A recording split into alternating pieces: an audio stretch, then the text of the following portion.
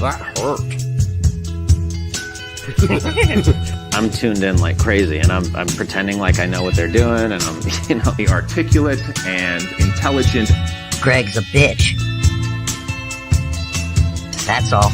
I find them offensive as hell. I've never been a fan. Yeah, fuck them. Terrible! Bad! Not bad! Oh, pretty good. Okay! Decent. Fair! Great! I loved it! This sucks. Yeah, you really gotta wonder how that stuff gets made. Welcome to the Straight Right Card. We are back after a week being not altogether missing, but there was a certain person missing. And that was Brett. Got Brett's bronzed. back. You got a little red there. A little bronzed. Did you use the sunscreen and all that shit? Yes. Okay. It's just spending 10 plus hours in the Jamaican sun. I mean, you eventually lose the protection of sunscreen. I know you reapply and everything like that, but I was drinking from about 9 a.m. till when I passed out, like at 2 a.m. So. Wow. Did you buy a big fat Jamaican doobie for Evie? No. Okay. No, we did have a guy in our group that when he tans, because he's of German descent. Nobody believes he's German. Everybody thinks he's Mexican. Because he gets like super dark bronze, just like you're just in there like just like me. Thinks he's Mexican. Yeah, I don't burn. I just get darker and darker and darker. Yep. So I noticed a couple people already posting here. Chris with the first live show in over a weekend. They're late. Well, everybody else is saying late. About 10 seconds to go before the show started, I realized I had no drink left. Yeah, and your priorities. That wasn't going to happen. Priorities. Yeah. Drink before the show starts, right? So you got to make one. Got to make one. Well, I mean, I did make one. No, I'm saying we were chatting. You had to make one. Yeah, That's priorities. Got to get me straight there. It's drinking before show. So now you did take the kids on this vacation, right? No. You didn't? Oh, no. You had a real vacation. Yeah, this was an all-adult, all-inclusive resort. It was a Sandals. It was nice. With the who? It was Sandals. It was a Sandals resort. Oh, Jamaica. I thought you said anals. That happened later in the evening. Okay. Yeah. So I had to wonder if EB came fully equipped with all the equipment you guys usually use.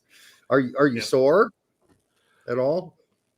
Not from back there. Not back there. No. Oh, okay. I am elsewhere. So like obviously as a whole, I'm just dehydrated. Didn't drink a whole lot of H2O throughout the week, and I'm just still recovering. One of their beaches was like really nicely manicured, and you walk out there and it's perfect and everything. But the other one, the little offshoot beaches, had a lot of seagrass, and you walk through there not realizing all of a sudden there's like a 1.5 foot deep hole out of nowhere, and you bust your knee, which is what I did. I busted my knee that I had surgery on. Oh, and great. It felt fine while I was there, but then I go up into a giant compressed metal tube flying home, and my knee swells to the size of a fucking softball. Yeah. Well, sorry to hear that. I've been gimping on it recently for the last 24 to 48 hours. Well, it'll get better. Speaking of a gigantic metal tube, while you were gone, a bunch of people went down in the ocean. And, I didn't mean to laugh. I did read about this. You laughed about it. When they got crushed. It's really sad because if any of these dudes would have done a modicum of research on even YouTube, they would have found out real fast that they should never have even got on that thing. I mean, all of it. I mean, there's a video out there of them making this thing. They used fucking epoxy to put the goddamn window in. This is a school project. Yeah, he didn't even the egg dropped from the top of the school building. He didn't use professionals. But I guess if you're, it was the one guy, Hamish Harding, or you're the Pakistani billionaire or the English billionaire, you're kind of thinking, I'm invincible, right? Yeah. Especially if you're Hamish, because he's done all this mountain climbing and all these crazy things. But I mean, a little bit of research would have worked. And then there was a guy who was actually He and his girlfriend were scheduled to go on that thing. Okay. Mr. Beast was almost on there. Yeah. His name is Jake. And he had all this footage of them leading up. And he actually went on a very short test dive of this thing. And he brought the camera. And you're like, I wouldn't get in that fucking tube. You couldn't pay me $200. A couple nuts and bolts started springing off, and they surfaced again. You couldn't. Duct tape will be good, right? You couldn't pay me $250,000. I would not get in there for a 30-second dive in that tube. No way. First of all, too claustrophobic. But anyhow, this guy, I guess his dive got canceled. All right, and so that allowed the Pakistani guy and his poor son, who said he was scared of shit and didn't really want to go, but he wanted to be with his dad on Father's Day or whatever was a Father's Day present. So he went. So, yeah, that's just tragic shit, man.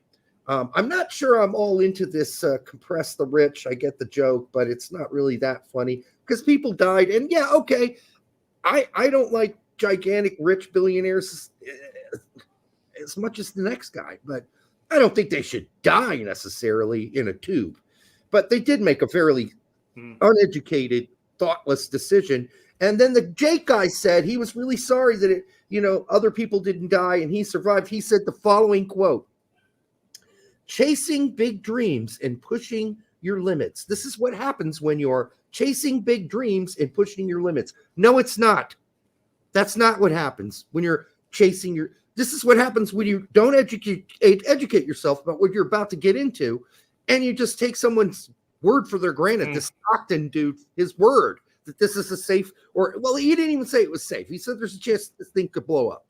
Well, who knew it was going to be like on the 5th or 4th mission or whatever it was. I mean, so this isn't about chasing big dreams. I hate this thing. I hate this whole world we live in. Like if you don't jump out of fucking airplanes and parachute down or you don't take massive risks or climb Mount Everest or whatever, then you're not living. Fuck you. I'm living. I'm having a great time. And I don't need to go down to fucking in a small tube that has a 50% chance of exploding to live a great and wonderful life, which is really about having a good time, having a wonderful time with your family and the friends and the people that you love and they love you back. That's what life's about. You're only here once. Why make it so short? Those guys just shortened what could have been a very enjoyable life. But oh well, that's what arrogance can do, unfortunately. BMR and Chris Gary both want to know if the Jake you're talking about is from It's Called Soccer. No. Oh, not that Jake. Okay. No. This guy has his own page. He's got 1.4 million viewers. I was wondering, how could he afford $250,000 to go out and sign a contract to get on this tube? And I'm only guessing that because he doesn't look like he does anything in his life. He's a professional YouTuber. Can you make that much money, Brett? Can you make $1 billion or millions of dollars having 1.4 million people follow you on YouTube? Sure. Yeah. Shit. Not depending how you do your content, you not only the ad revenue, but yeah, they absolutely have advertisers. Well, then we're failing miserably, Brett. Hey, we're growing. We're growing. We'll be at 1.2 million in a couple of weeks. We'll be fine. Sure. Yeah. Right. All right. I better read the turd. Sorry for that rant. I just had a lot of thoughts about that, and I've thought about it a lot because it's so tragic. Before you do read the turd, as a test, couldn't they have just lowered it down on a string? Remote controlled it down there to see what would happen first. Yeah, this is the funny thing. Into it.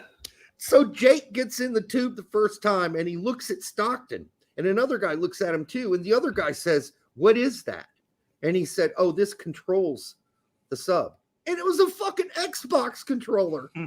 There's a warning. I want out right now. Get me the fuck out of this. Yeah, the range of the controller wirelessly wouldn't work, so it makes sense. Oh my god! What happens when the Xbox controller battery dies on you? We know how that works. Yeah, it dies all the time. Shit, we're fucking stuck down here. I'm sure they brought a whole pack of batteries down there. You know how it goes. That's the problem. Battery low. Got to replace the battery, guys. You got, like in the corner, there's a stack of Duracells this high. All right.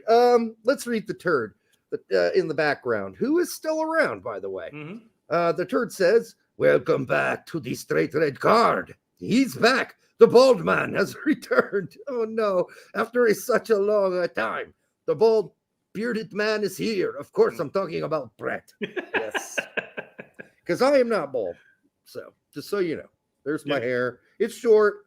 Neither am I. I'm See, receding. As you can tell, I got hair too. Okay, I got ugly lot of hair. On it's the everywhere. sides.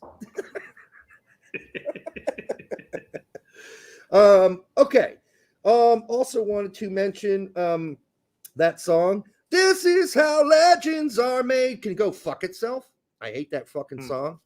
I'm sick of songs about you becoming the legend or you becoming king or you're the best thing since fucking sliced bread. Sick of songs like that.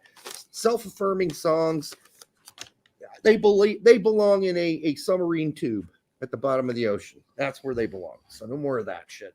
Oh, by the way, one of the guys that died, his name is Hamish Harding.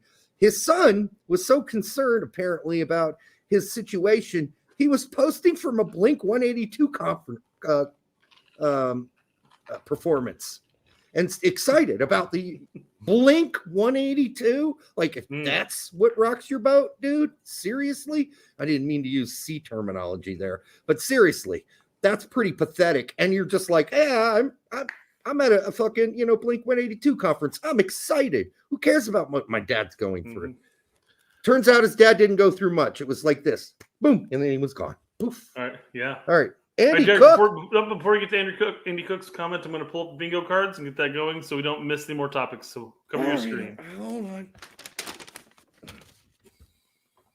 This is how legends are made.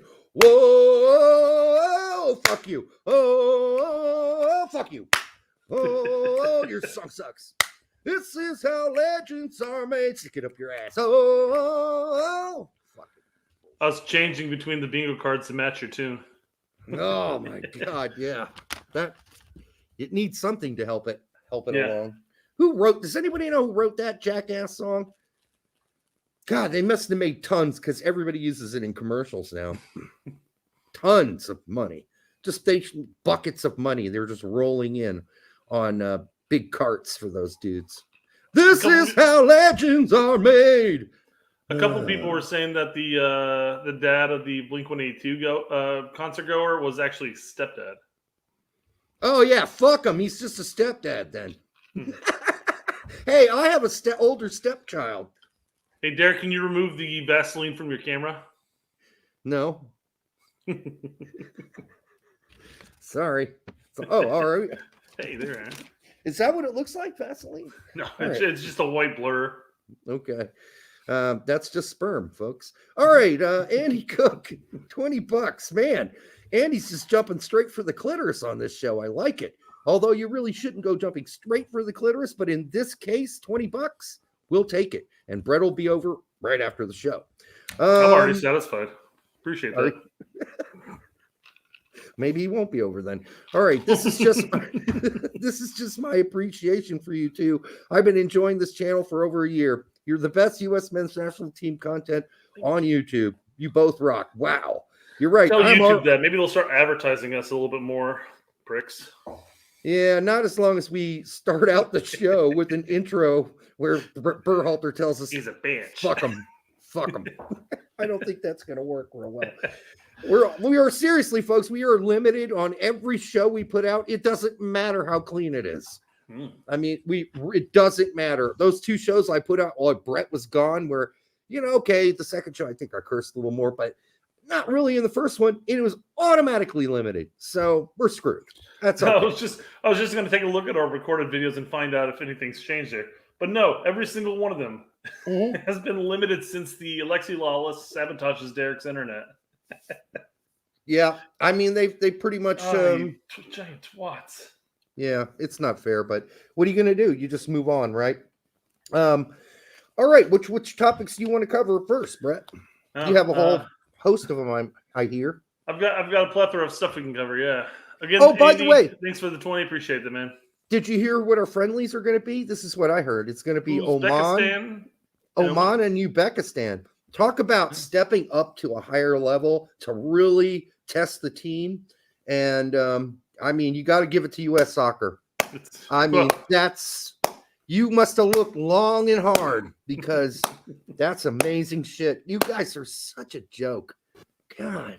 Unreal. Hey, we're at least branching out of the normal CONCACAF area, right? Oh, yeah. Jake, is it okay if I call US Soccer a joke? I just want to make sure. I mean, you got a little testy this weekend with a show or two. Well, it was just one, I guess. But anyhow, I wasn't sure. Are we going to jump onto that right now? Since you brought it No, up? we'll wait. I was just throwing out. It's only a couple topics away, anyways. We are going to talk about it, folks, because one thing that's unique about our show that no other shows do, we cover other shows. That's what we do here. We cover Jimmy's show.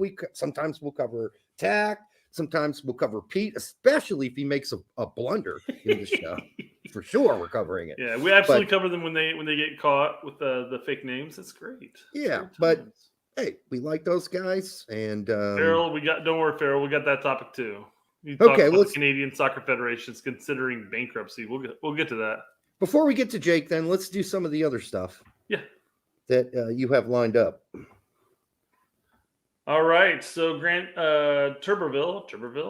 That first R really screws me up. I want to say. I know Tuberville it does look like Tuberville, but it is Tuberville. And we should know he's been following our goddamn show and watching it for how long? Jesus Christ! Yeah. All right. Well, this is a podcast with Beasley, Wilson, and Gooch. So I'm not going to give you any form of information on it, Derek. I have not seen this. Blind. Yeah, I have no fucking clue what this is about. Make sure the audio is up. Check. Okay, here we go. Let's listen. It's only 32 seconds. All I know is that they had an MLS training camp for the national team players recently, and they played against our under 20s. Do you have that list? And they couldn't. I mean, you can get it. It's on the. Yeah, you can get it. They couldn't beat our under 20s. No, is he allowed to say that? Yeah, but they had no subs. Couldn't beat. I'm just bullshitting. Gentlemen, Dude. what has Jordan Morris done? He's not going to have a job if he keeps doing this. Does he realize this? He can't. With this MLS camp, they played the U20s, and they couldn't even beat the U20s that they play against on a week-to-week basis in MLS. I think Jermaine Jones has more self-awareness about this particular limitation on what you can say than a Gooch. Well, he's does. learned, yeah. Gooch, you're not allowed to say. I'm glad you said it. Yes, he's saying what all of us are saying. Because we need to hear the truth. But damn, wow. I hope a lot of people saw this. Is this a popular thing on the Alex says it was interwebs? before he got the job, but he was still on the board probably when this occurred. I imagine. Yeah, it had to have been. Yeah. No. The MLS versus U20s was just before the U20 World Cup. So he was still on the board, but he still got the gig he's got now. Okay. Well, it was probably different. He must have known about that. But maybe the rest of the USSF were going, yeah, that's true. They couldn't beat him. That's right. Well, secretly they'd say, yeah, that's true. But, in front of cameras, they're like, we are the best team in the world. We are winning so much that our balls hurt from the winning. Why do your balls hurt from the winning? I don't care. We're the best. All right. What do we got? That was my Michael Cameraman interpretation. Oh, since Farrell Among Us brought it up, let's go and talk about it. Oh, okay. That's right. When you're sharing audio, when you go to another tab, it goes away. Thank God Brett's here. All right. Transfer news live. So is this going to be the transfer news part? No. Oh. Okay. Candace, because we got so much of that. You already warned me. Oh, so much. Brett's already warned me. We got so much transfer news that I'm going to be bored. I'm going to want to puke. All right. Canada's national team finances have deteriorated so much that both the men and women's teams may not play in the international break this fall. They'll figure it out. Some Canadian billionaire will step up. They'll figure it out. They'll be fine. I don't think it's going to go that far. I mean, there's got to be some gazillionaire in Canada that, loves Canadian soccer that'll go, hey, I got lots of money to blow. Because, that's how we do it now. All the money is like condensed with just a handful of people. So let me help them out. Hey, I'll throw you a couple have some more of those maple trees. Let's get busy, eh? No. So somebody had cracked the joke as far as breaking news: Canada transfers Alphonso Davies and Jonathan Davids to the United States for $20 million. Can't they get what's his name, Lance Stroll's dad, to help out? So Lance Stroll is a professional Canadian F1 Formula One driver, and he basically has a job because his dad owns the team in Formula One. I guess the big question is, why are the finances so deteriorated? I mean, what are you doing with the money? That's all I gotta say. I don't think they raise a lot of money. They just got into the World Cup. They're guaranteed at least $12 million just for that shit right there. $12 million is really not a lot of money still to run a federation. So I mean, listen, can we look up how many billionaires live in Canada? How many Canadian billionaires are there? There's got to be at least 5, maybe 10.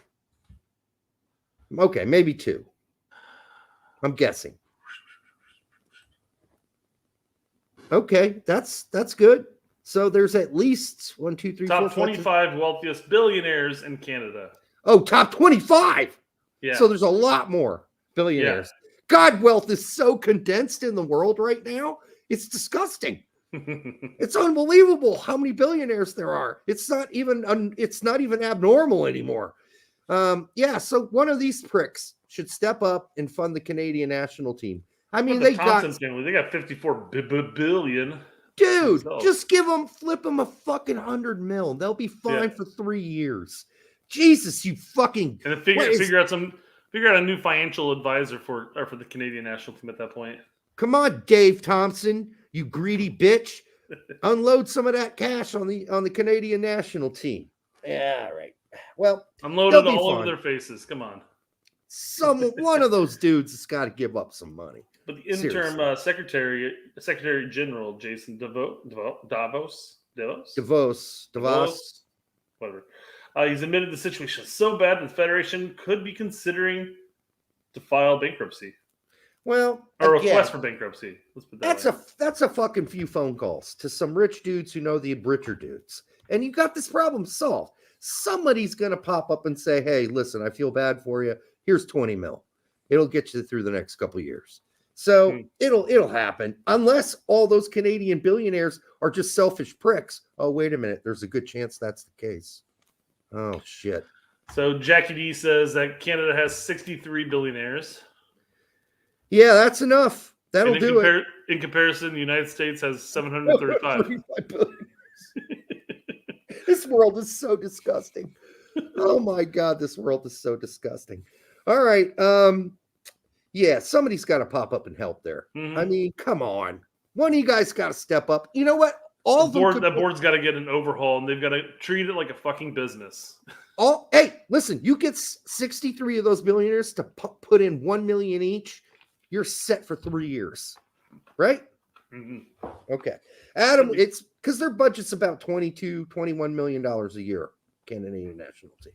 All right.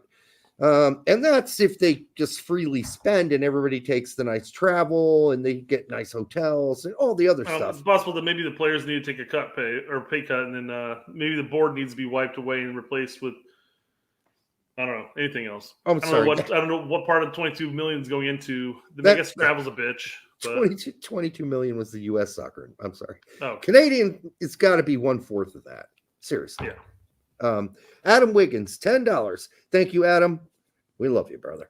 Welcome back, guys. I want to hear your thoughts on Enzo taking the reins at Leicester. Good hire. Can he save the Foxes? You mean, well, didn't they go down? Did Leicester go down? They went down, right? Thought they did, yeah. Yeah. So it's not about saving them. I guess it's about really bringing them up, right? Maybe. So is this Enzo Ferrari Jr.? No, I'm just kidding. Just joking. Leicester going to lose some players, so I don't know if they're going to pop right back up. That's going to be really hard to say. I think Leeds is probably more likely to pop back up because I think they'll hold on to kind of a core group. I don't know about Leicester. They're going to lose a lot of players. Oddly enough, they already have. Oddly enough, none of the transfer news that's coming up here has anything to do with Leeds players.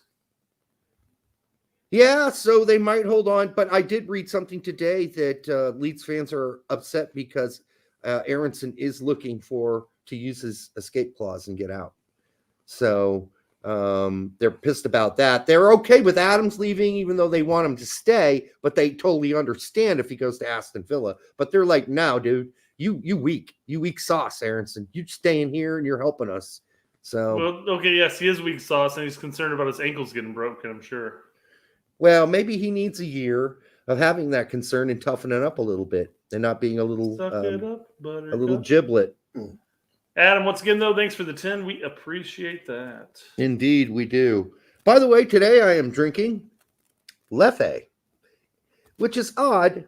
It's a Belgian beer, but it is sold by one of the major distributors in the United States. I think it's the same distributor for Michelob.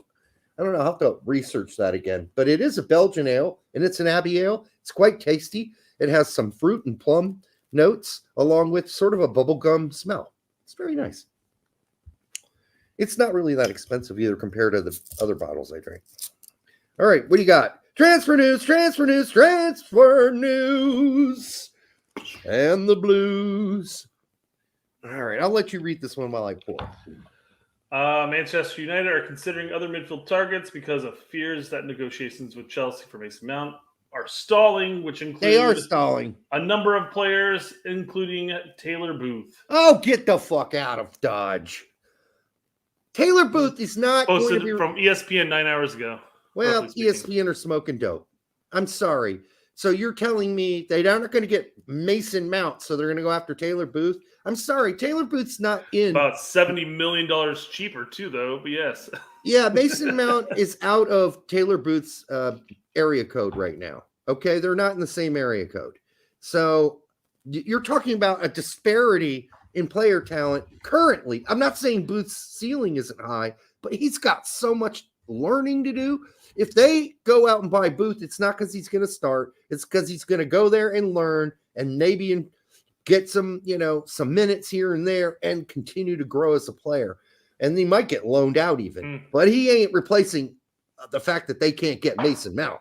That's sorry, people. No, I like Taylor Booth, but that's just not. It's not the step you want him to take anyways. No, I mean, listen, if I told you that Taylor Booth was going to Ajax tomorrow, do you think he's starting every game for Ajax? No, he's not. He would fight to have to find a place on that team. And now you're telling me he's going to Man United? What the fuck is ESPN smoking? I'm sure they're keeping an eye on him, Derek. Manchester United are keeping an eye on everybody. They have three eyes on everyone. They're ogling him, I'm sure. But come on, this is ridiculous. Like Taylor, we dig that new haircut you got going on, buddy. Looks good. It looks Everybody's got that fucking hairdo now. Everyone's got that hairdo. That's just. All right. We started off strong, Derek, on transfer news. I figured that you might like this one the most. That's why. Wait. I just on the haircut. That's like seriously. It's a standard 1939 German style haircut. Take from that what you will, but that's what everybody wears now. It's back in style, I guess. It's repeating itself, I guess. Well, hopefully not in the other realm of that, but the haircut thing, yes. Yeah. All right. We're moving on up. This one was kind of just for fun to get the juices going, get your your blood pressure boiling. Let's move on. That didn't get my blood pressure boiling. All right, so nothing we do on the show gets my blood pressure boiling. I'm immune from that. All right, I'd love to get like a sensor on you on one of our shows, like one of our heated shows that we actually, get heated about. I would love to see your stats afterwards. Well, we'll know when I hit that point because I will have a heart attack and die live on the show. It's the big one. Think of the super chats. Brett, call 911. I've got to carry the show, man.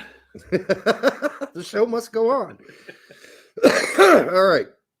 You don't even know my address. So you wouldn't even You wouldn't even know where to send them. So I have to give you that at some point, just in case that really. Just in case that actually happens. Yeah, like 4 years from now. Who knows? Yeah. If I keep eating the way I have been lately, yeah, it could happen. All right, 2 deals concluded in very few hours. Milan agreed with Chelsea for both Loftus-Cheek and Pulisic. Is this confirmed? This comes from Loris Marinelli, football journalist, tutto el mondo del intuiti lete, whatever. He's Italian. He's an Italian journalist, sports journalist, yeah. Double blow for Milan. Yeah. Woo! Okay.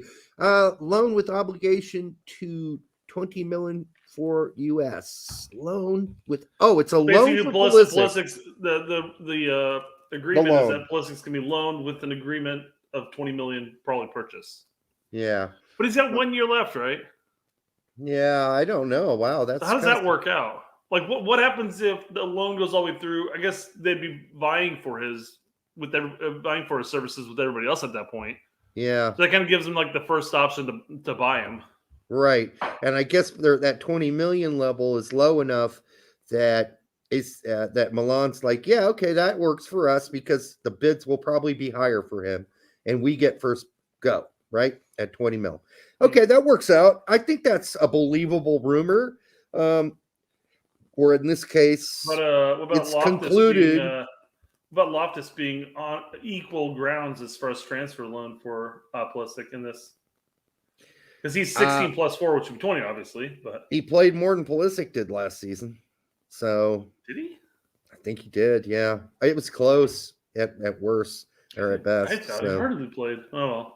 Nah, he played sometime. I mean, listen, it was hard to tell, right? Because there were phases where he did play, and then he was phased out, and they tried so many different lineups and starting lineups this season. It's hard to fucking remember, actually. But I remember him playing. I'm curious. I'm gonna pull up and take a look here.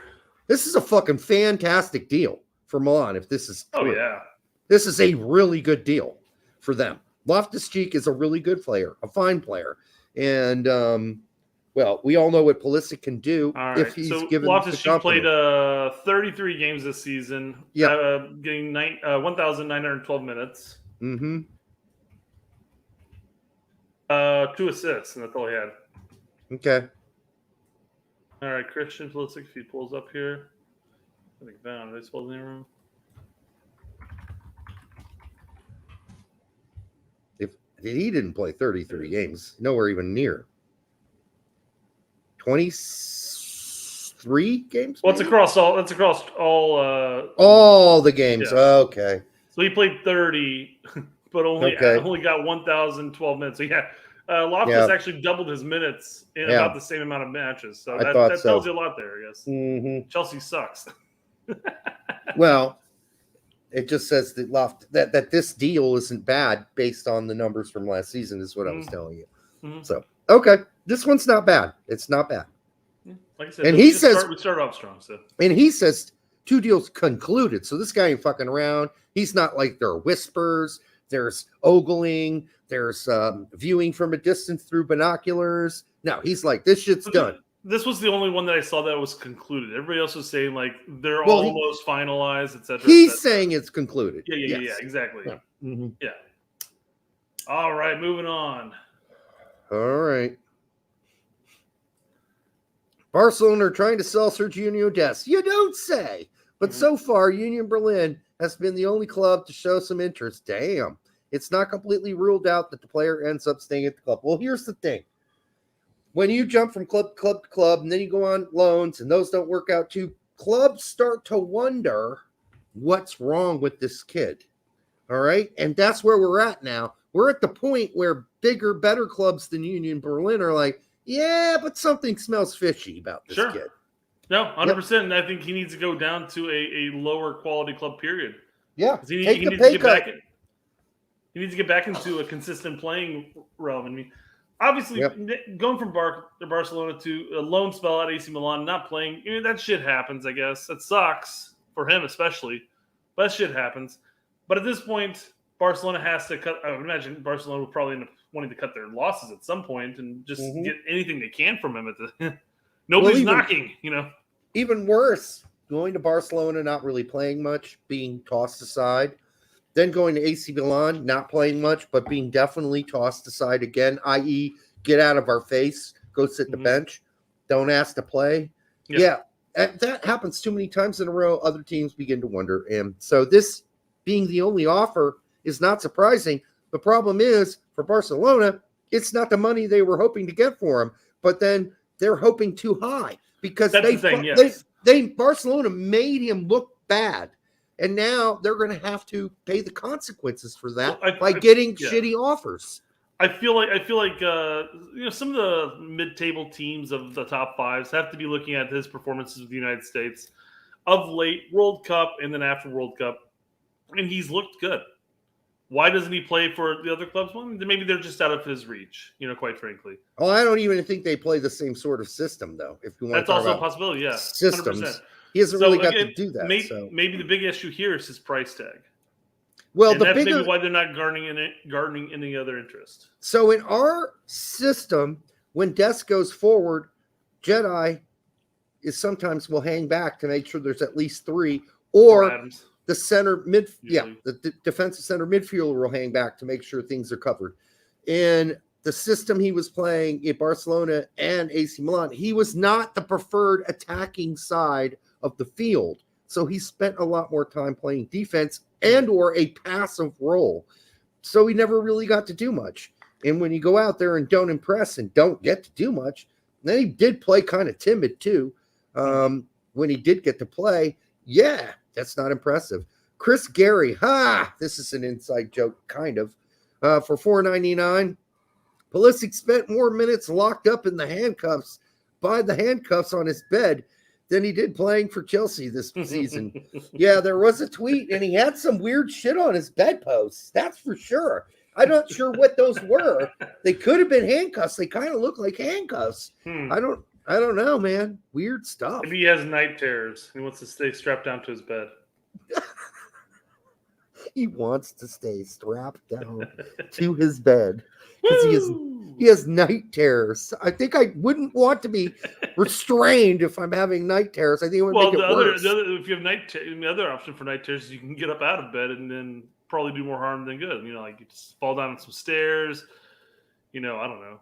I don't have night terrors. I don't know what falls in line with that shit. I don't either, but the whole idea that those are handcuffs is hilarious because, the general understanding, although I was purposely reached out to by a guy in the comment sections of one of our videos, and he was trying to tell me and explain to me in a serious manner that he was pretty sure that Pulisic was not a virgin. And I was like, okay, I'm fine with that. If he isn't, but how do you know that? Is there some sort of proof because that's not what I hear. I hear he's very religious, and what I was told is that he lives by those standards, and he likes to date, but he likes to date women who are also of the same sort of mindset. So, whenever you catch pictures of him with models or anything, they're not his girlfriend. They're just like, some chick he bumped into. I'm sure they are trying. He's a fairly good-looking kid. You'd think he would have been knocking boots by now. But if he isn't, it's not a big deal, everybody. It's really not. Yeah, BMR asked, isn't Pulisic a virgin? Then Andy Cook follows up with saying, anal only. You're still a virgin. I think we mentioned that. Yeah, I think I talked about my date with that one religious girl I went out with. Right? Remember? Yeah. This is right after my big breakup with a girl named Lori, who was the inspiration. These are all fake names, by the way, you guys. Don't go searching for Lori. I didn't use her last name like I have with all the other ones. But anyhow, Lori wasn't a fling. Lori was like one of those like super crushes you get in high school where you're like, I'm in love. Oh my God. Yeah, that's how I felt, right? It was just like bam. And so anyhow, that ended, and then I had a friend hook me up with this chick. And he never mentioned that she was super religious and that at the end of the date, I would have to, only enter into one of the canals. I wasn't allowed access to both. Her right ear, am I right? Right nostril. Yeah. It took a lot of lube. She's using one of those gauges in her nose to make it bigger and bigger, right? And we used a lot of lube. Yep. But she had the cleanest of sinuses. No, she wouldn't have actually. No. Her sinuses, horrible for her sinuses. Her sinuses got wrecked. I was having a real pencil dick night. All right. All right, enough of that. We're moving on. Yeah. Oh, yeah, enough of that. Juventus are now finalizing details of the agreement for Timothy Weah. Deal for Lille, personal terms agreement already sealed. Yeah, everybody, I hope you're ready for this. He's going to go play right wing back or left wing back for Juventus. Yep, probably. But I mean, that fits into his wheelhouse, quite frankly. But obviously, we're used to seeing him as now winger. But that's how Juve plays. He's that's how they play, and he's been adapting to it at Lille, and Juventus noticed, and I guess guy said he wants an American, so here you go. They're going to get one, and it'd be interesting to see now if they hold on to McKennie, since those guys are teammates with the national team. I haven't heard even a smattering of rumors about McKennie lately, like serious ones, like he's really going to go. Got one coming up here, actually. All right, bring it up. I'll tell you if it's believable. Yeah, he's basically going to fill the Quadrado role. Right. Yeah. He's not getting any younger. No. Okay, so you want the this one right here, Weston McKennie. There we go. Okay. Damn it. Roma is interested in McKennie. Yeah, all right. Thiago Pinto has had contact with the entourage of Weston. Just the entourage? Well, here's a question. I got to know. When they asked in contact with the entourage, is that Diego? Yeah. Is that his champagne friends? Because I don't think a deal's going to get done. Is that a lost in translation moment there? Did he mean to say entourage, or did he mean it to must be his agent, his agency, or something like that? Must be, yeah. Unless McKennie has several agents and we just don't know about it. But it's just one agent, last I heard. Well, okay, there are many agents at Wasserman. It's just one of them represents McKennie.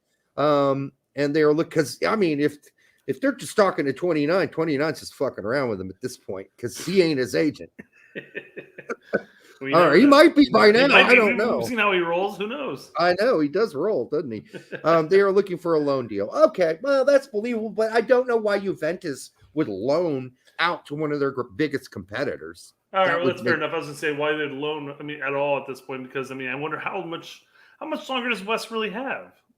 I mean, I guess this is like season 3 of his contract right now, right? Yeah. No, season 4. This would be the 4th season. I don't know. This would be 3 because he left Schalke and before Schalke went down. So that was 1, 2. This is 4. It's 4. It's 4 because he spent half of it on loan to Leeds. So yeah. All right. What else we got? That one's okay. All right, we already talked about Weah, but Pepe to PSV. Okay, yeah, all right. But this is the same guy who keeps posting this over and over again. And while the Weah thing seems more believable, I'm still hearing that, Augsburg aren't really that excited about letting Pepe go unless they get a lot of fucking money and some big deal going forward because they know they need to score goals. And no one's been able to prove to me that this deal is a solid deal yet. I'm waiting, but I have told everybody that Augsburg really doesn't want to let Pepe go. They really don't want to do it. So they can be stubborn, and they are being stubborn from what I'm hearing during negotiations. So we'll see. We'll see. Either way, it's fine for Pepe. Pepe will do fine at PSV. If he stays at Augsburg, he's definitely playing this season coming up. He will play because one thing Augsburg cannot do is score fucking goals. All right? Oh, damn it. What? Fulham are expected to lose into Anthony Robinson this summer, and Jedi is being tracked by Marseille. Manchester City. Inter Milan. AC Milan. None of those are happening. He's going to stay at Fulham, folks. So what I said, damn it, for was obviously Manchester City came up here, and I went to our brand and take a look at our videos, so seeing if the Pep and Jedi video was still up there, but I deleted it. Well, it's okay. Listen, that would have been a funny throwback. Pep said nice things about Tim Ream. It didn't mean he was ready to bend over and grab his ankles, right? So, listen, the Man City thing would be horrible. He is not a Man City player. He does not fit into that setup and that system. That would be a horrible place for him to go.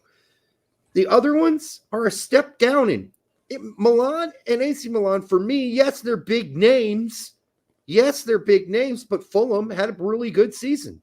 And who's to say they won't compete for a last European spot somewhere? I don't know. But I wouldn't leave Fulham. He loves where he's at. He loves his teammates. He loves playing for Fulham. He loves living in London. I'm not sure that Marseille has enough to yank him away. And he doesn't speak French, so that's fucked up right there. Not that that's the end all be all, but I mean, that's a huge cultural shift to go play in Italy and go play in France when you're happy where you're at. Well, I mean, a couple of people have said that. Fabrizio said it as well.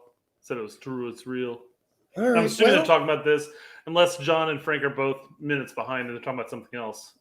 They could have been talking about Pepe, so I'm not sure. Let us know in the comments, guys. Come on. I find this one a little. He's talking about Pepe. Okay, that's what I was just thinking about that. Okay, I find this one a little sketchy, so we'll see.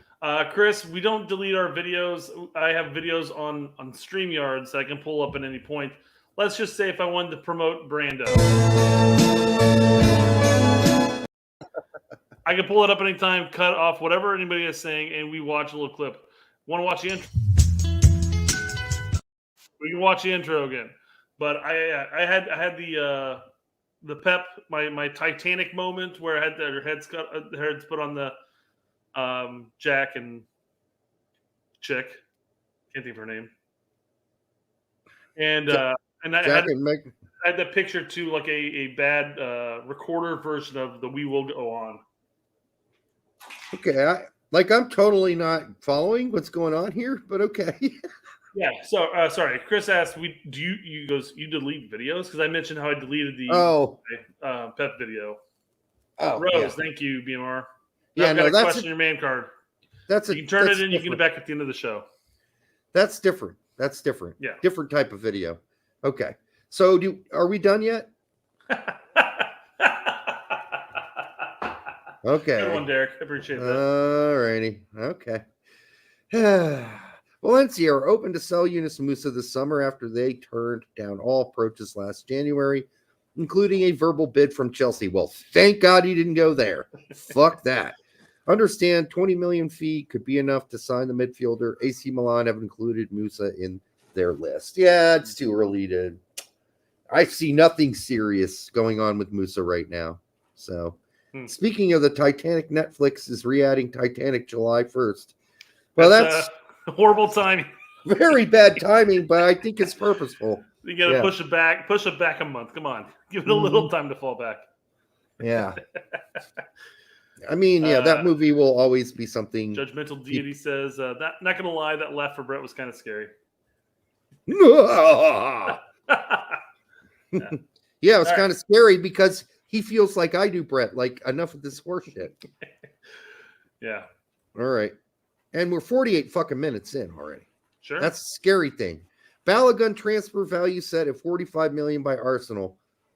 Reportedly let clubs know they will be parting with USMNT for less than $45 million, with Crystal Palace joining Inter. Inter and Palace for $45 million? I don't think so. AC Milan. Napoli. No, Napoli are selling all their good players. What are you talking about? I mean, Jesus Christ. None of those teams are laying down 50 mil for this kid. There's no way. Yeah. None of them can afford it. He's going back out on loan. It's as simple as that. No one can afford that kind of risk on a young player that young. Now, if he were like about 4 years in to being a spectacular player, that's when you drop 50 mil. But right now, it's still an experiment. Why would you throw 50 mil, 45 mil at a kid that is just had his first great season? You can't risk that. You don't do that. That doesn't make sense. That doesn't make money sense for that amount of money. That amount of money is a lot of money. I mean, not to the guy that just died on the fucking subtube, but KJU Sports Club says, as a Paramount Plus subscriber, I hope some of these Americans to Serie A work out. You'd be nice, but I wouldn't hold I would hope that my only use of Paramount Plus is not just going to be McKinney. Juventus. Yeah. Well, it could still be Juventus. That's fine. We could have a couple players in Juventus. Yeah. Just so you know, in case it comes up on Final Jeopardy, it's pronounced Kaiju. Kaiju Sports Club. All right. Japanese monsters. Oh, okay. I didn't know that. Thank you. All right. What else we got? Trying to roll through these. We're quick. done with the transfer news. I guess All I right, laughed a little premature there. What's pretty much over. Premature jocularity. All right. What? Premature laughitude? No, jocularity. Is that what laughing is? I don't. We brought up jocularity. It's being happy. You know. There was a whole lot of jocularity during the Straight Red Card show. All right. Oh yeah, this. Okay. Yeah. Okay. One of the things that our show's unique for, and I mentioned earlier, is that we cover other shows. And this has been brought up at least 50 times on Tack and Pete's last show. And they're like, we have no fucking clue what you guys are talking about. Whatever. He can say whatever he wants. But I think people wanted the elephant addressed in the room. And this is what took part. This is why everybody went and said, hey, Pete, what are you going to do? I mean, do you hear what happened? And by the way, they know something happened, obviously, because they've been told about it. But they're probably not going to respond to that. I mean, anyhow. So we're going to respond to it. Here we go. All right. What did Jake say? Well, he's pulling up a couple of comments, and some of them look like they're from Reddit, of all places. Yeah, that's weird that he picked Reddit. Of course, there's all kinds of weird shit on Reddit. I thought that the Reddit community was pro Berhalter. Doesn't sound like it based on these quotes. It really doesn't. All right, let's listen to this first bit.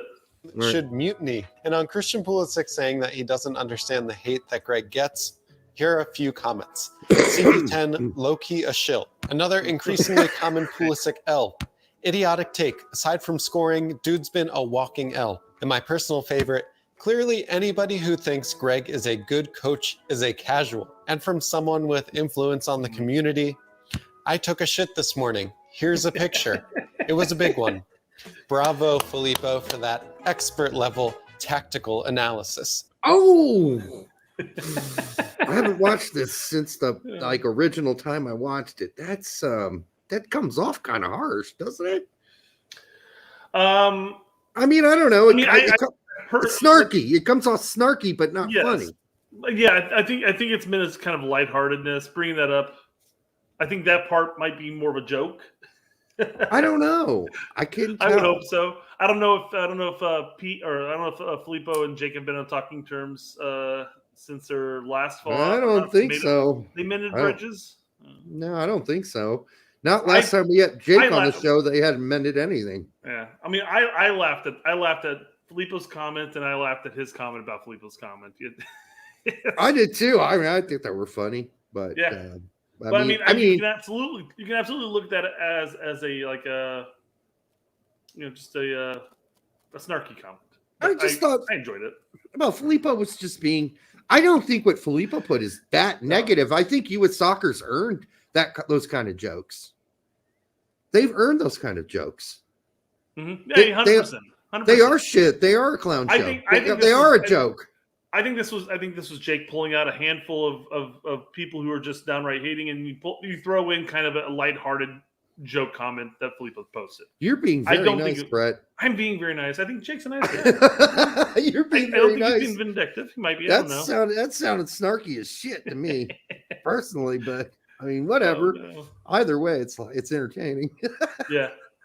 All right. What else? We're gonna get mixed results here on this one. Let's see where to go. Frank says that was not a joke. LOL. There you go. Does Jake know that Tact is trolling?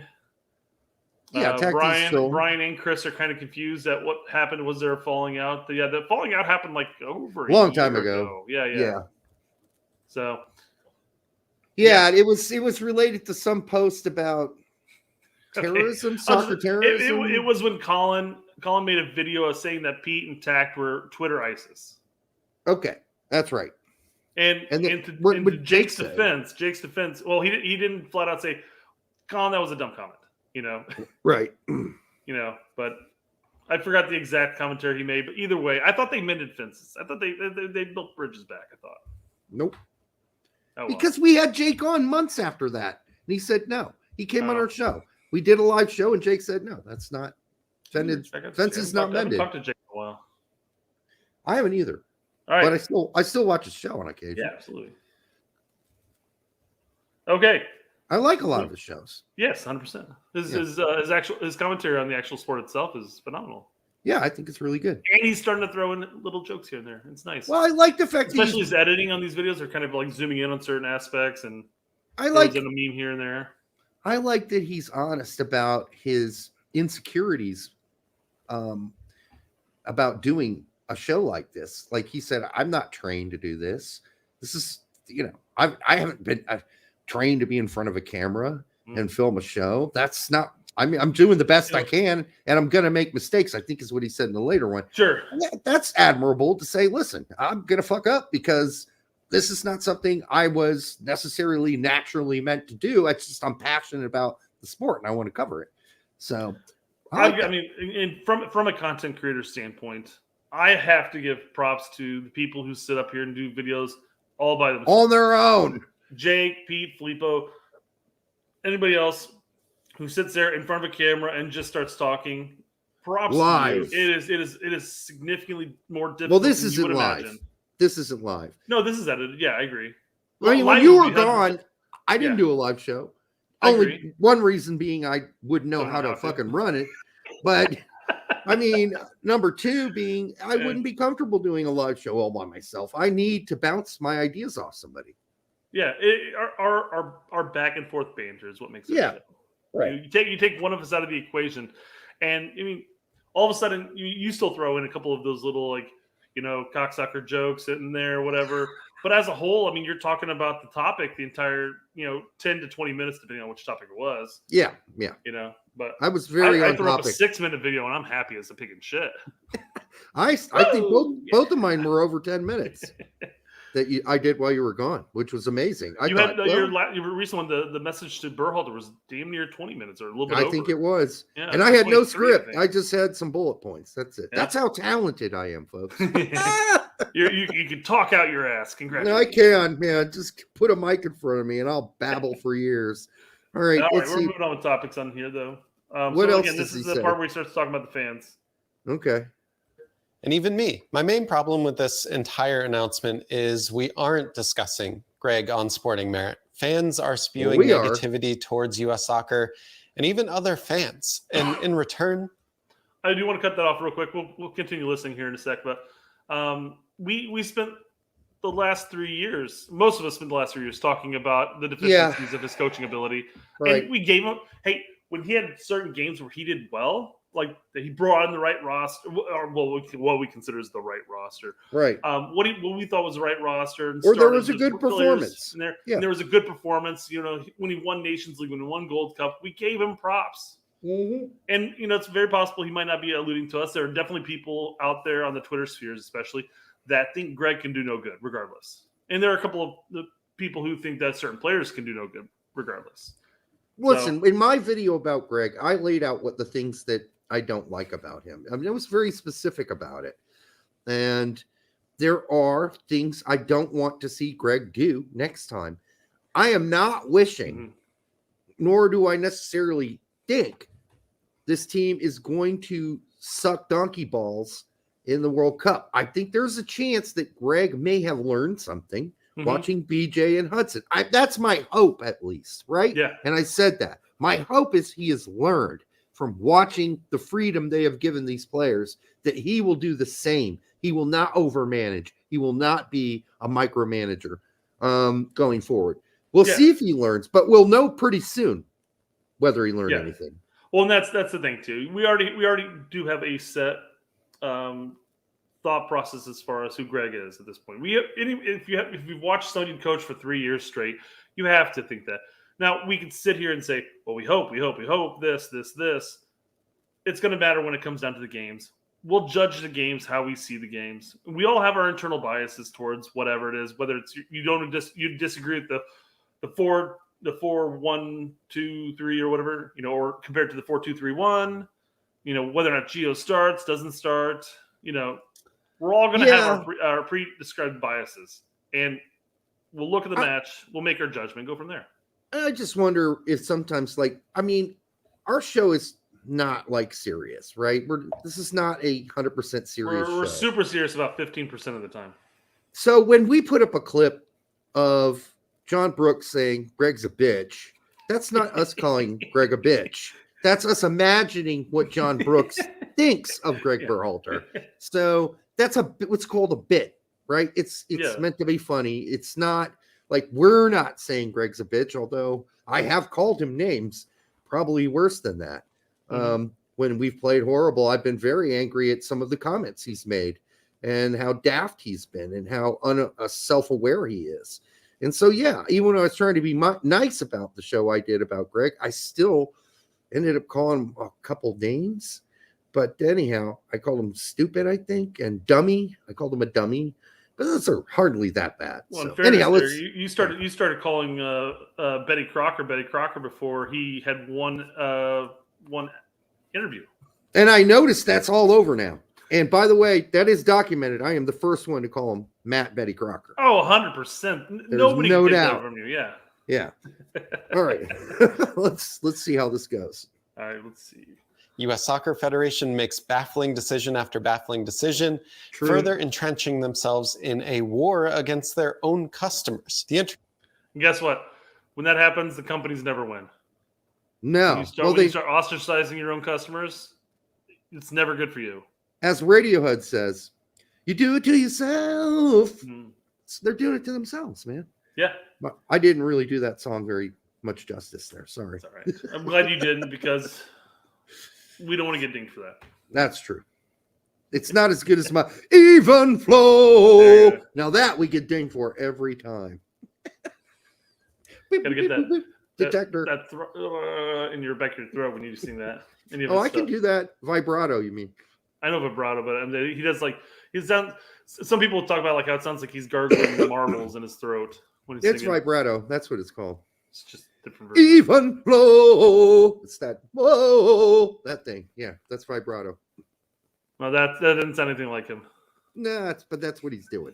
All right. Okay. Keep going. You want to keep going? Okay. Let's jump to where we're supposed to be going because this is where I think he gets into criticizing the YouTubers, right? No, the community comes at 3:15, so we get about another minute.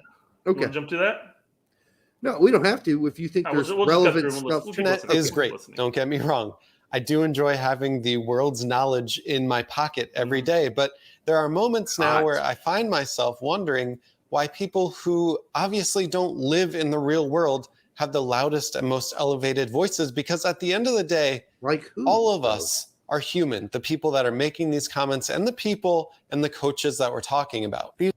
Okay, hold on. So yeah, but that's obvious, though. He's referring to the anonymity of the internet as a whole. Oh, those people don't live in the real world. The people behind them live in the real world, but it's the anonymous people who are the loudest of the group, is what he's saying.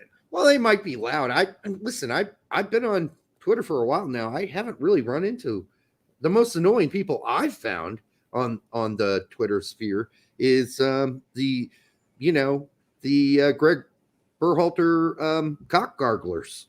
Those are been the worst ones. Like, no matter what the evidence is, they still got his dick about 6 inches down the fucking esophagus. That's more annoying to me. Makes it difficult for speaking, but great for typing.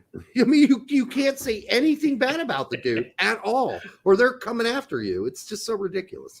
So as far as his other point, which I don't know, I'll pass.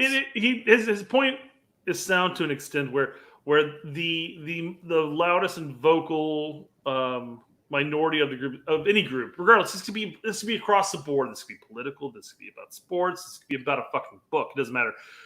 Generally speaking, the loudest group of people are usually like 10%. The problem is the remaining 80, 90% either aren't on social media or they're not vocal at all. They just, they lurk in the background. Well, there was a little part after that I was talking about. Can you back it up 10 seconds? Okay. The loudest and most elevated voices, because at the end of the day, it's fine. All of us are human, the people that are making these comments and the people and the coaches that we're talking about. These days, it seems to take less and less time between the action. The human part, Is he saying we shouldn't comment and be nasty because they're human? Is that what he's saying? Maybe. I'm not sure. I thought that nasty without necessarily being critical. Saying, "Oh, Christian Pulisic is a shill," or a virgin. That's that's not being nasty, Derek. What if he is a virgin? Maybe no. And I've said a million times it's completely fine if he is. Okay, I'm sorry. I got us off track. But yeah, I guess it sounds that it's being people who are commenting are being mean to people who are receiving the comments. Well, if their criticism doesn't, if they post without criticizing something actual, then that's the problem. That's what it seems like. No death threats, no threats of violence, none of that shit's cool. So, yeah. And the coaches that we're talking about. These days, it seems to take less and less time between the actual coaching announcement and Twitter posts comparing that coach to Adolf Hitler. Greg Berhalter is literally Hitler now. I think a lot of most people, I haven't really seen. We just got this totally demonetized now. You're not allowed to say the H word. I don't think you are. Sure. No, a lot of people. You can't say the Yahtzee word. Well, now we got the word Yahtzee next to the word. Well, that's why I said Yahtzee. Yeah. Either way, regardless, we're not getting any money for this, regardless. I know. All right.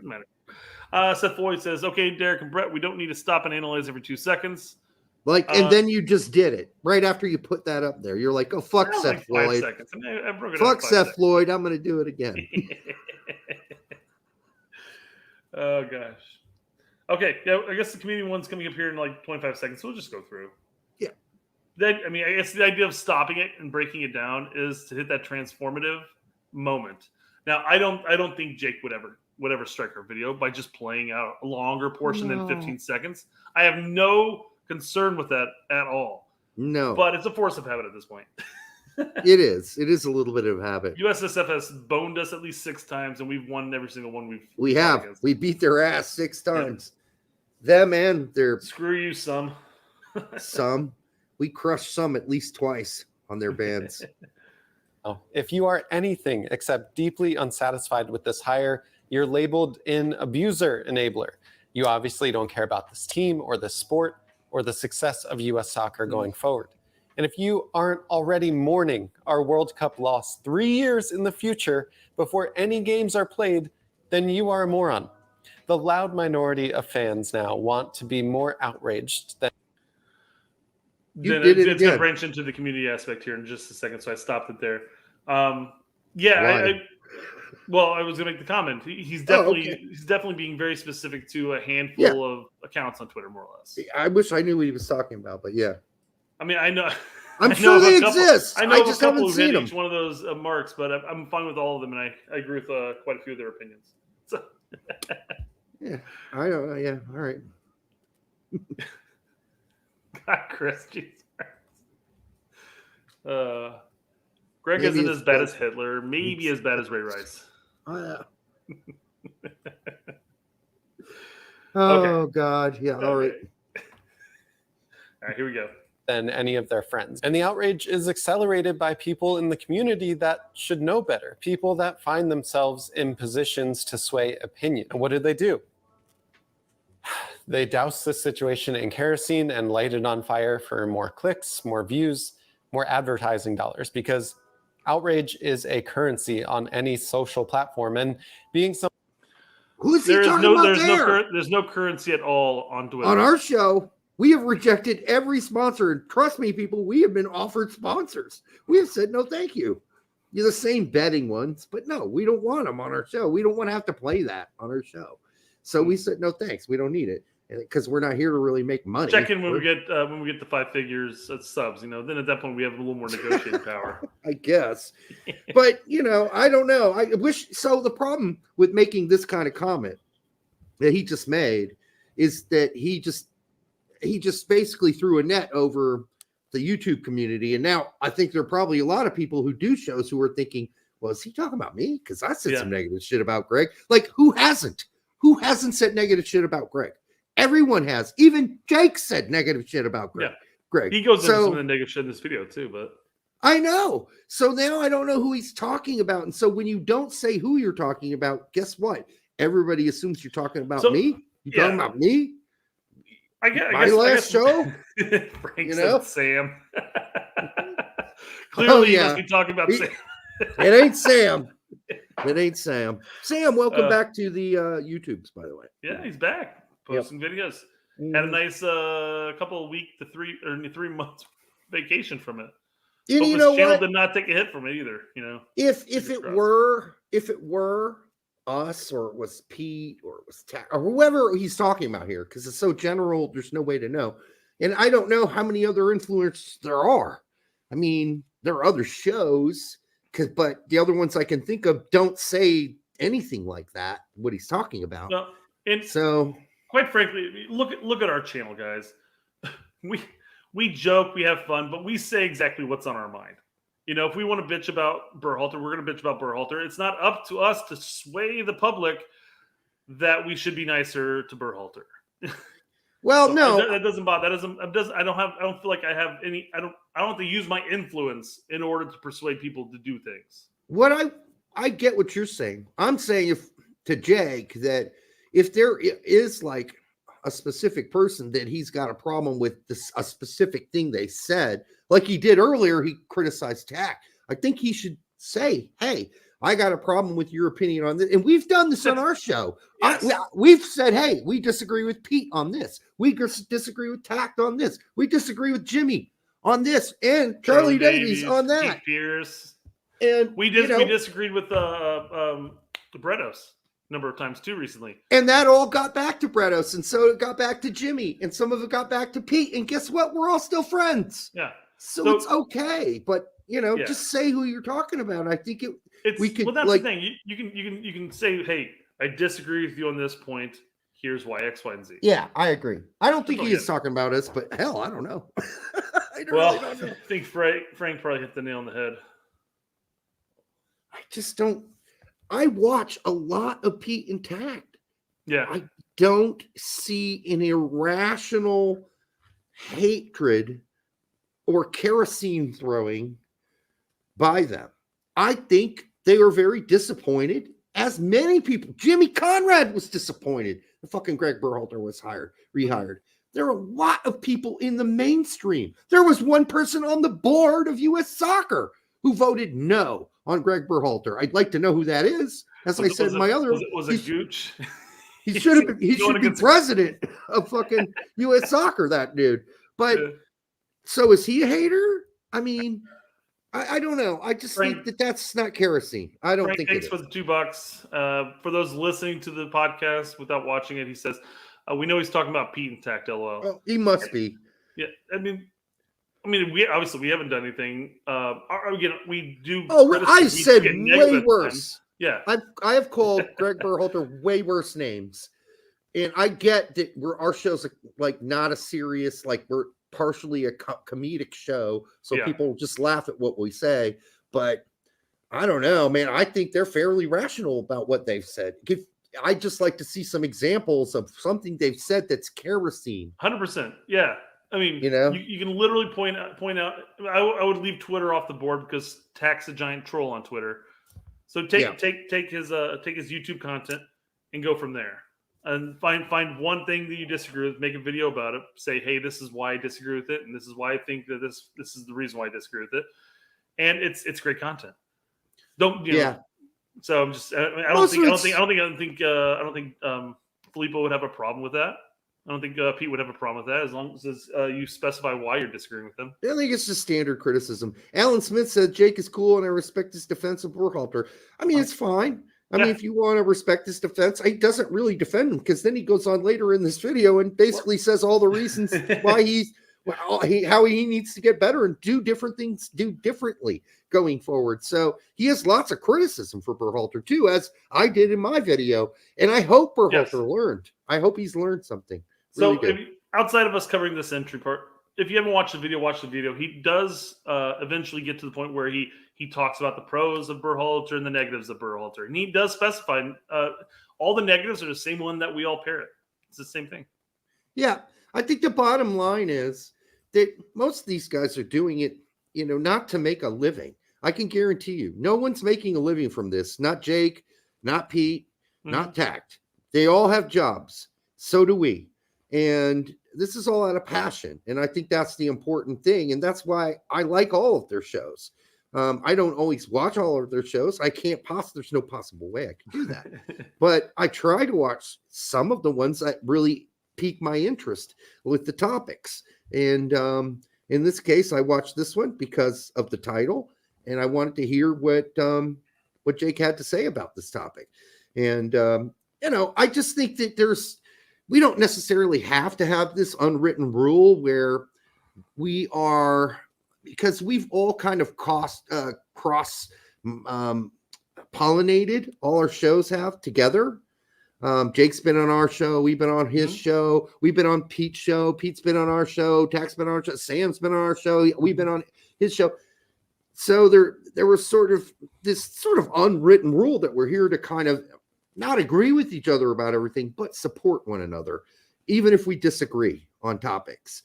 And I think that's where that needs to stay. It's okay to have a different opinion, but I'm not going after any of those guys, like in a personal way whatsoever. So anyway, that's. I'm happy to monetize on criticizing a point, though.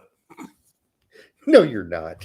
I would be more than happy to pull up the video of Peter Filippo that I disagree with, of a talking point similar to but we just bust their balls. No, absolutely, 100%. But we may have a legit disagreement on it while busting their balls, and I think that's one reason why we can get away with it. Yeah, probably. We may not always. Somebody's going to take offense somewhere down the line, but I don't think it's going to be any of the guys that we know. Yeah, like the guys it's probably gonna be like Heath or Davies first, right? If they ever even hear about this, I don't know if they ever would. Even Jimmy's gotten back, heard stuff that I've said about him, and he just laughed about it. So it's not 100%. Yeah. All right. So what do we got next? We're going to cover the bullshit coverage by Fox News. Almost. Okay.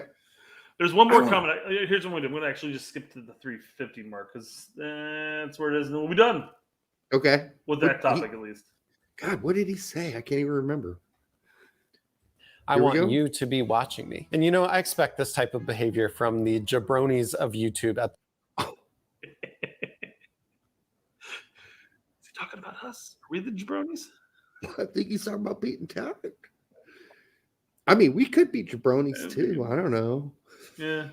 I've never been called that. I feel like I'm going to have to take that moniker, the jabronis of YouTube. I think that we've got to throw that up, man. That's got to be our shtick now. We're going to take that from Pete and Filippo. I'll tell you what, jabronis is worse than Beavis and Butthead, which we have been completely open to being labeled as, obviously, by our shirts that we've printed. But I don't know. I mean, I want to take the jabronis of YouTube, and I want to run with that. It's going to be us now.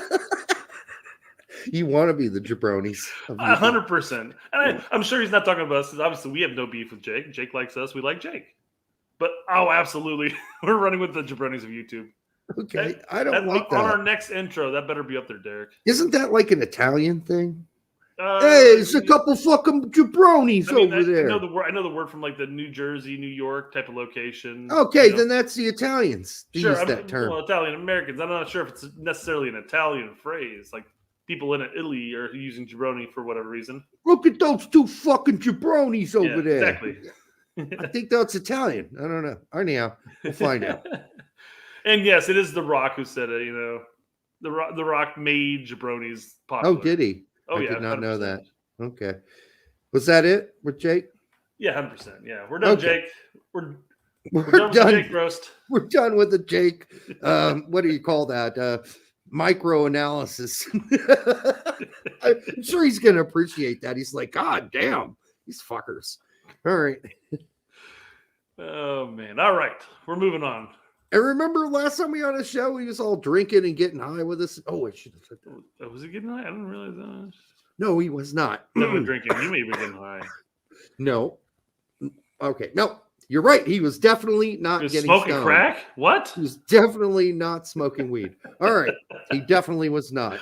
Starting 11. Matt Turner. Okay, so let's. We're not going to cover the Fox cover. Oh, we'll do it while we talk about the game. 100%. Okay. Why would we split this topic up? All right. We want to start with Matt Turner, who played, I think, pretty good. did his pretty thing. pretty good. I mean, what did he possibly do that was wrong? Yeah, I think the toughest thing about watching this game, right, is that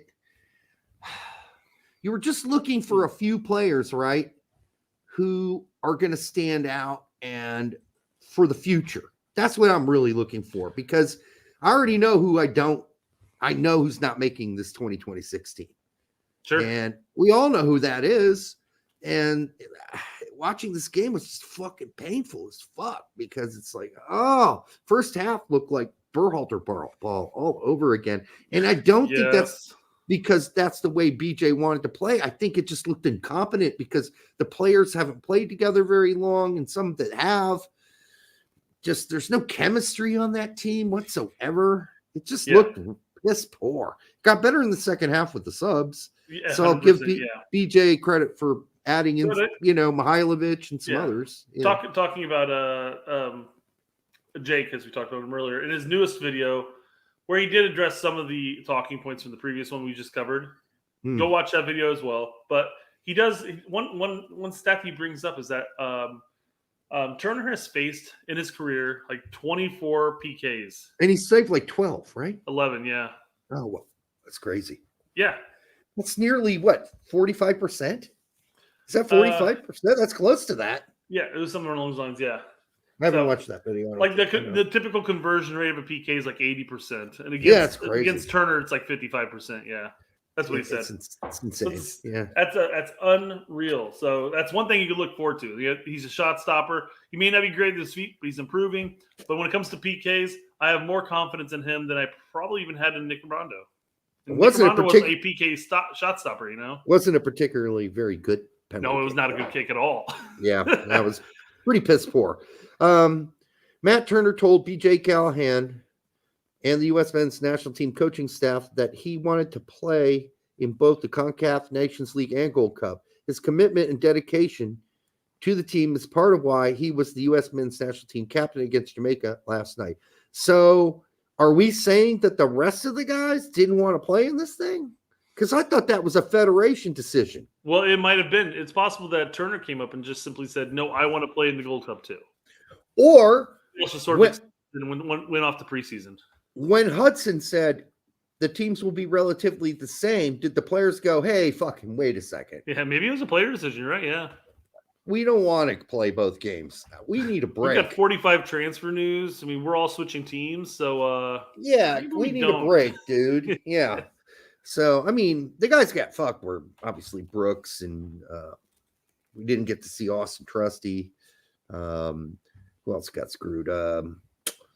Guy in Belgium, Mackenzie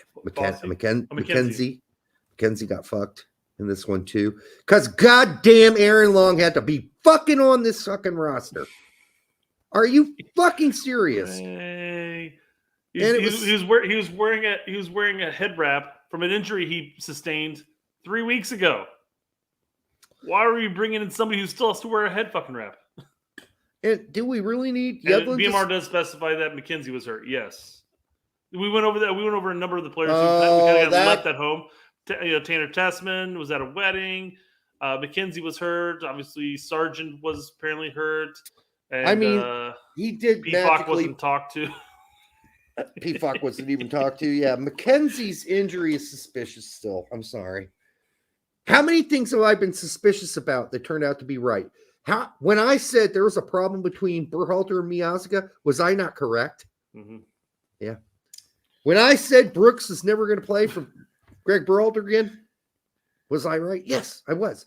I'm saying I'm suspicious about the McKenzie injury. I think he's just like gave them the big middle finger and said, "I'm injured. Fuck off." I feel like if anybody got screwed over, I mean, outside of Gio and Brooks of the Berhalter rehiring, that Matt Miazga, who publicly stated to journalists, basically saying like, "Yeah, Greg and I didn't see eye to eye." But that's in the past, right? Right. Well, he still started last night, and he looked a lot better in the second half once he got paired with Neil. When he dropped Long like a bad habit. Yeah, a lot of people are like, I don't believe that Long sub was because of injury. Injury, you got a tight calf or tight whatever it was. Yeah, because Long's not the kind of guy to go So up. what's your favorite phrase? He pulled the testicle. Pulled the left testicle. You know, I think that here's the thing. I want to give this context because I know we're busting Long's balls, and everybody does Long's balls. It's he was 10 to bust balls, right? Yeah, he had he had a serious Achilles injury. A lot of players back in the old days would never come back from something like that because of the miracles of modern science. They were able to piece it back together, and he came back, but he's never been as quick as he used to be. He's never been as fast as he used to be. Like, that was one of Long's best attributes, right? No one could burn Aaron Long or outquick him. He was a great defender. Weston's like, dodge that bullet. But he never really came back from that. It's like Jordan Morris is half the man he used to be, man. He looked pathetic outside of the one little shot he had. He was horrible last night. Or not last night. That was Saturday. It was Saturday. He was so bad. He was so piss poor, so lacking confidence. It was just pathetic. I know it's a bit off topic, but I tell you about my flight on Saturday. It was that bad? You're going to compare it to Jordan Morris? Yeah, 100%. No. So, real quick, I'll make it quick, get back into the topic, obviously. But we woke up at 8 o'clock just so we could get the bags ready for pickup at 9:15. Yeah. Our car was picking us up at 10:15, so we waited in the lobby of the Sandals Resort, and there was an open-air resort. It was like 80 some odd degrees, 100% humidity, no fucking wind. I was dying out there. Yeah. Car picked us up. Nice. Had AC all over the place. Recovered. Went through, I was cattle corralled all through customs. It took for fucking ever. There are hundreds of bodies crammed into a small space. No AC. Get to our gate. Find out that I've got to go through a secondary random security inspection. Rectal. we joked about that too, and when they had us, stand up in the A pose or whatever, so the feeling around and everything. My friend, who was also included on this, turned his back to the TSA agent or whatever they're called there, and I'm like, Aaron, they're not really shoving a thumb up your ass.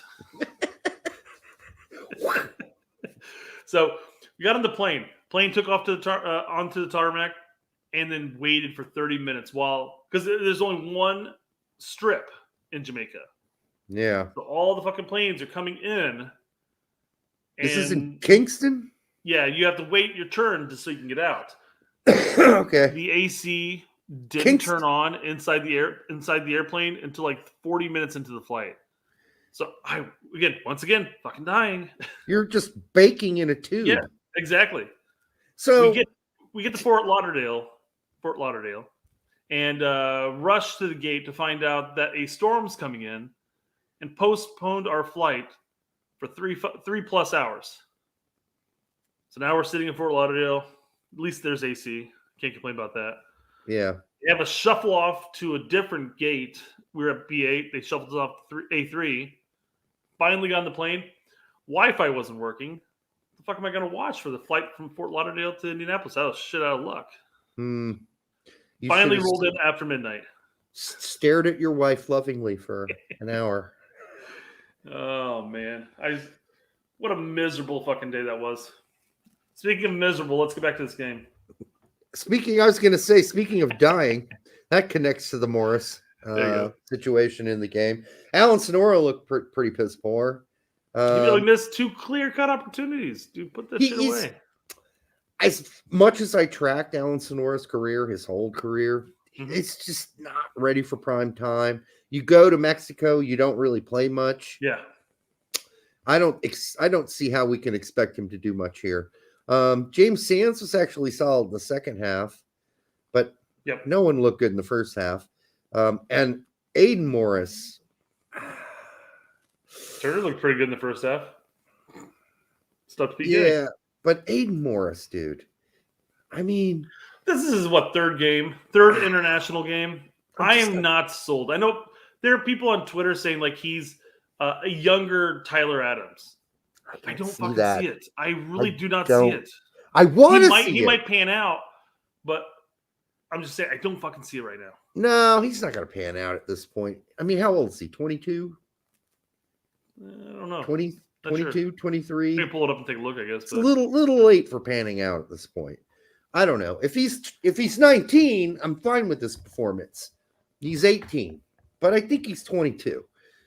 And I'm sorry, I just was so not impressive. 21. Like 21. Okay, it's on the borderline of like by next year, if this doesn't get better, I'm like, yeah, you're just not going to get any better than you are now. And you're perfectly serviceable as an MLS midfielder. Yes. But on the international level against a stacked Jamaica team with 4 fucking, elite or semi-elite EPL players, you just didn't look very good. You just didn't look like you belonged. He hasn't had a single good performance. Now, he's had moments throughout some of the performances, and I think that's what people are latching on to, saying, like, he's just not ready. Give him time. He'll come into his own. But at this point, this is like, 3 matches in that he's played, and he hasn't looked good in any of them, really. Well, it was interesting because I saw one tweet that said, hey, all this anyhow is about finding a backup for Adams. I don't think it is. I think we're past that point at this point. I think the backup to Adams is Yunus Musa. And I think that was really clear in the games we watched versus Mexico and Canada. I don't think we need another Tyler Adams. I think Yunus Musa can pull that role off. So I do not think it's all about finding a backup more for control. Adams. Yeah. Yes. Yeah. But still fine on defense. Still got back on defense. Still played defense. Still broke up plays. But better control, better technically, better passing. Yeah. This begged the question all during Berhalter's tenure when Adams was playing, but then was out for whatever reason. And you always went with a lesser 6 option. Yeah. It was mainly Acosta for the most part. You had the Yules, the Traps, et cetera, et cetera, et cetera. Right. But the big question is, at that point, why not change the system up slightly to where you have 2 better holding midfielders in that area that can then distribute to the more creative option, which is what we saw under Hudson and BJ for the most part. Mm-hmm. Right. Well, and Frank Castler asks, Obed should have been there. Yeah, I mean, I would say should have been there instead of say like Roldan. But then Roldan played okay. Yeah. He just couldn't finish, which is not abnormal for him on the national team. He's got 0 goals. He still has 0 goals. But I would have liked to have seen even Gutierrez brought in because he didn't go to the U20s. He's got 7 assists for Chicago, and Chicago's not a great team by any means. But I mean, he's playing well, breakout, and Chicago's going to have to sell him soon, whether it's the end of this season or next season. Did they not approve his release? For the U20s? For this? No. Oh, for this? No, I don't think he wasn't in the preliminaries. So they didn't consider him for the 60. Well, that's sad.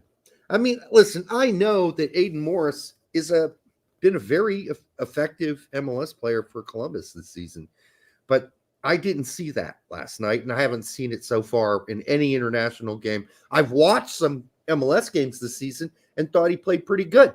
But he's got so much extra space and time. Mm-hmm. When I watch him play for Columbus, he doesn't have any of that when he plays international games, even against CONCACAF competition. Like, that shit's all frantic. And he's just not good at, like, putting the math together in his head and figuring out where he needs to go with the ball. And that's the huge complaint when people talk about MLS versus Europe. When you go when these MLS players go to Europe, what's the first thing that they say? It's faster. It's faster. Time and space compressed. Yep.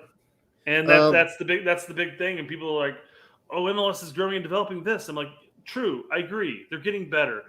But there's still this issue where even though it looks like it's fast out there, you have all the time in the world for the most part. Yeah.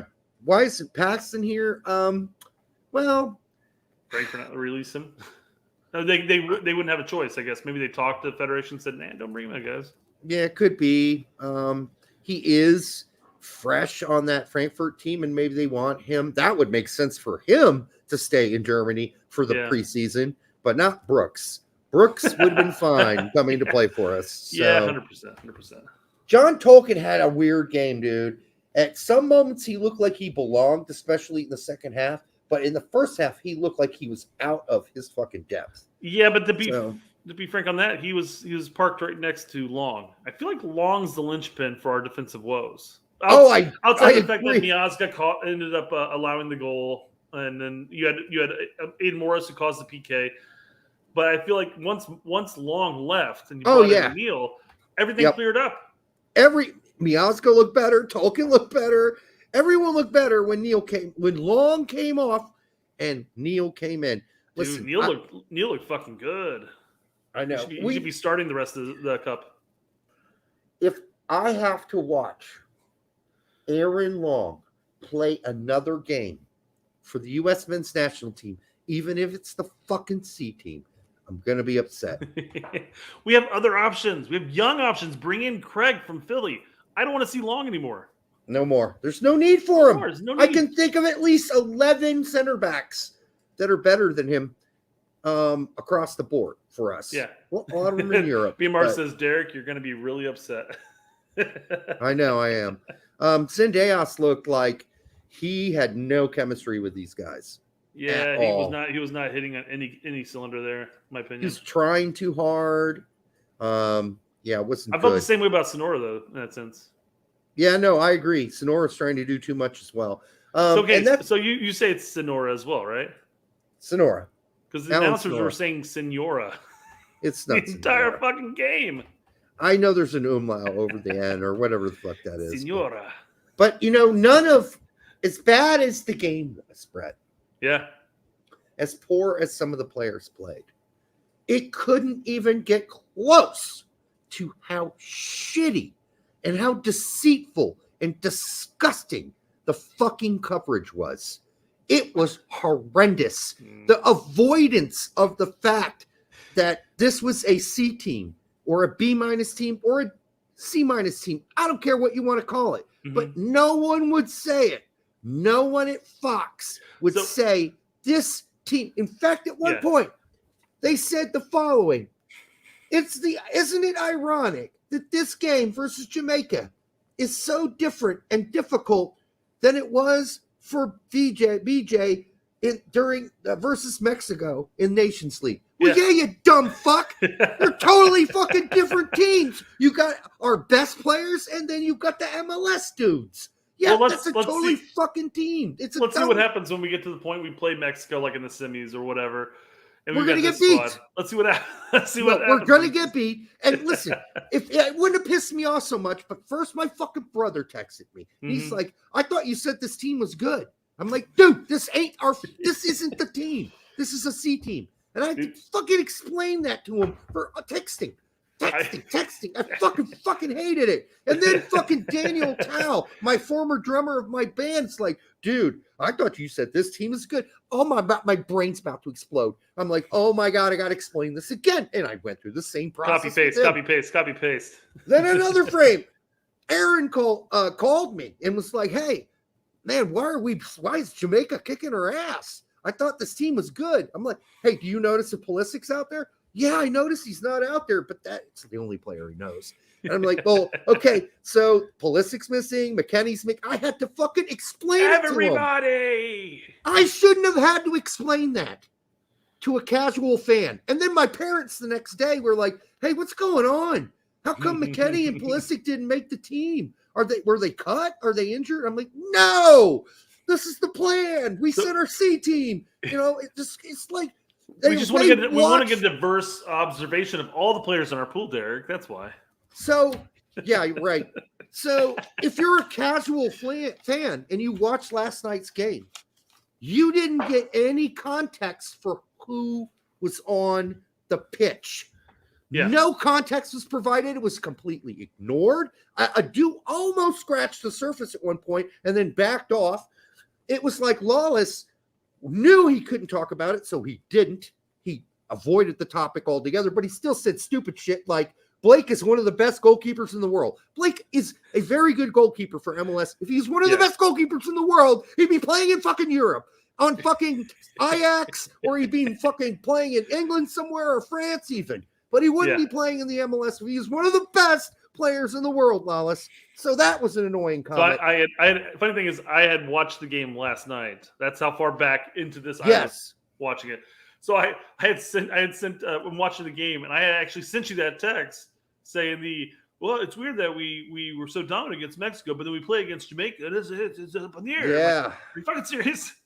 Are you serious? And then at one point, a dude said at the end of the game, we have to do better. No, these guys can't do much better. That's about what you're going to get from this crew. Yeah. Against a really quality Jamaica team with quality fucking EPL players. Their A team versus our C team, a 1-1 result is not shocking. I feel it's not shocking. I agree with you on this. Yes, 100%. Because Jamaica did bring a good squad.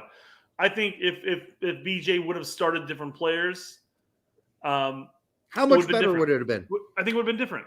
We saw once we removed. Would have been different. Would have been would the result have been different?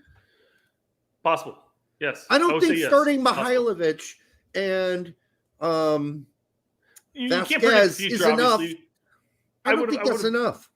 Based off of performances, I would have started Mihailovic over Sonora, and I would have too. Would play Neil over Long. I would have played Vasquez over Ferreira. Would have made a huge difference. Although we might as well have taken. Yeah, Morris had the one shot that was blocked. Yes. I think I would have probably started Cowell. I would have started Cowell over Morris.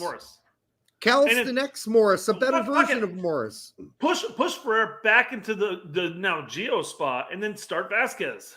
I agree. If you're gonna play Ferreira, don't play him as a fucking goddamn 9. That's so done. It's so over.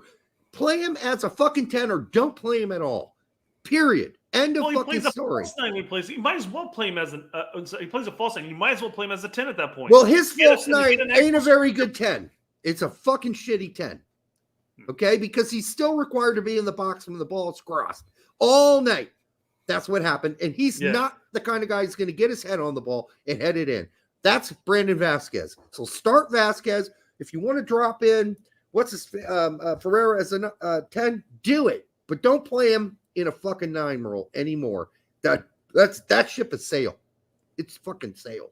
Angry. I think so. I mean, taking into consideration, you got Pepe, Sargent, who was firing on all cylinders towards the end of the season. And now you have Balogun. Where does Ferreira fit? He fits possibly as a backup to Gio in that 10 role at best. And this is the only team I want to see Ferreira on. Okay? The C team. I do not want to see him on the A team ever again, unless he moves to fucking wherever. And okay, he moves to say Utrecht with Taylor Booth, and he scores 26 goals next season for Utrecht. Okay, then now we can talk because now he's putting on big boy cleats. All right, so now he's proving something. What you'll have is a bunch of people that are saying like, "Well, he's the same player he was playing at Dallas." Well, I'm like, no, that's not true.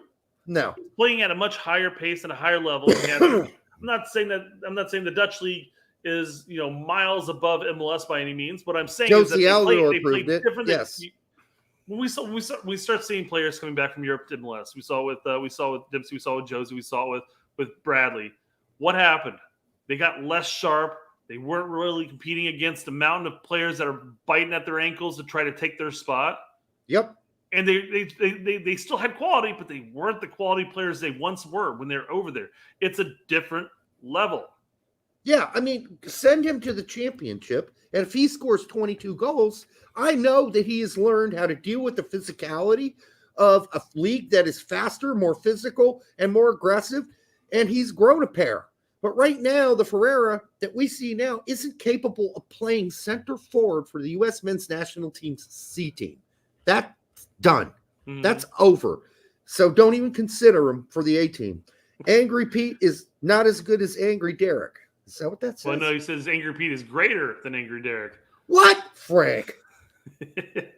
Like when Dortmund was losing in that final match, and Pete was like, "Fuck this! I've had a fucking enough. This is fucking ridiculous."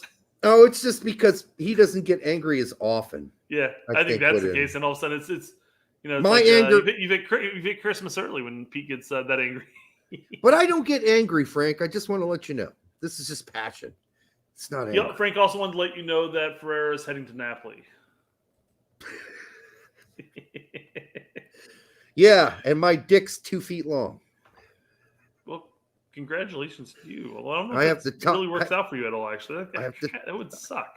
I'd have to tie it down when I go to work. All right, Adam Wiggins. Just wrap it around your leg like a coil. No, I have a little strap. It's a belt, and I tie it down to my thigh. You could use it as a belt, actually. Well, I have to take breaks in the middle of the day and go to the bathroom to untie it because the circulation gets cut off and the tip of my dick turns blue. So I got to give it some blood. Yeah. All right. That's kind of dangerous. Yeah. It is dangerous. So, if I pass out or something, I'm in deep trouble. I'm going to lose half of that 12 inches. All right. Adam Wiggins for $5. Thank you, brother. Give Fox a break. They couldn't even get their audio sync. I noticed that. I thought that was just my connection. Oh my goodness! It worked for me. I didn't notice any. Oh, they were like a good second or two off. So all of a sudden it's like, oh, and Jordan missed it, and all of a sudden the ball then gets played to Jordan. He misses it. I knew it was coming from the get go. So it's like, how is it did seem a little early to me. Yeah. Is that what we're talking about? Yeah, exactly. Yes. They'd already say what had happened before it happened, and you're like, wow. Yeah, the video was lagging like a second or so behind. Who is that guy that called the game with is his name John Strong? What is his name? The guy that called the Holden? game with Stu. I don't call him Holden anymore. I don't call him Holden. I just call him Stu because that's all he deserves. Stu's just another shill. He's another guy that wouldn't say a word about the fact that this was a lesser team. In fact, all he did all night was say, "Oh yeah, and so did Strong.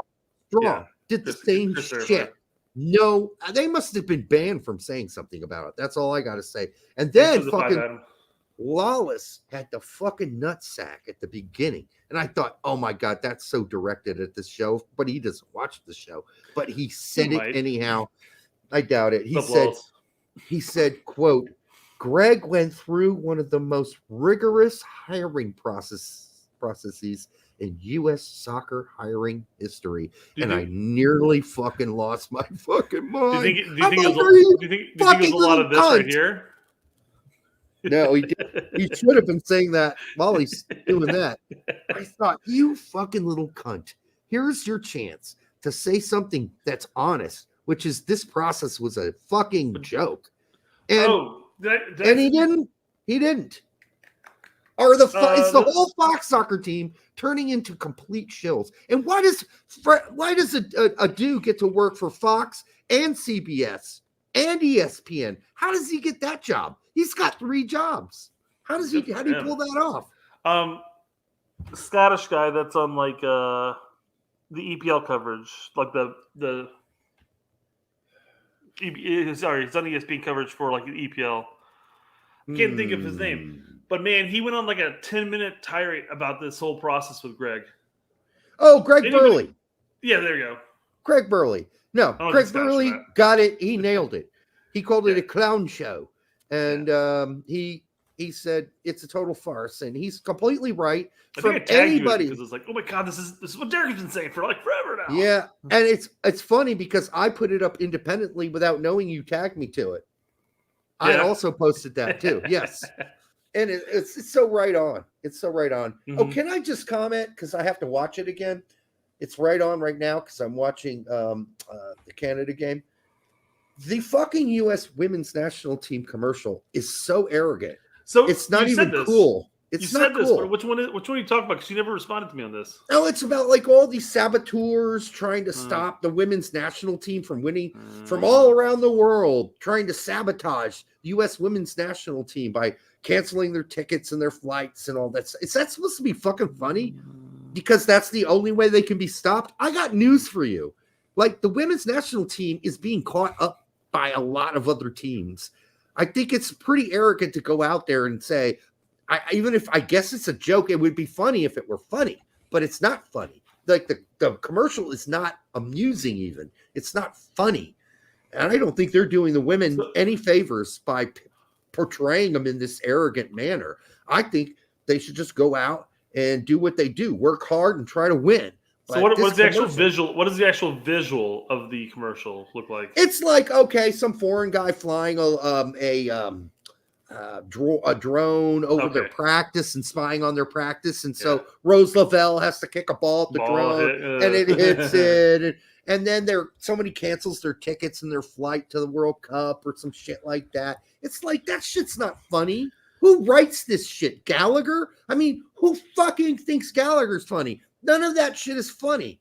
I don't understand. Like, they couldn't find somebody who could write something that was actually funny, because none of that's funny. And it just comes off as arrogant. Like, the only thing that's going to stop us from winning is somebody like sabotaging our World Cup, which I guess is a joke, but that's an arrogant joke.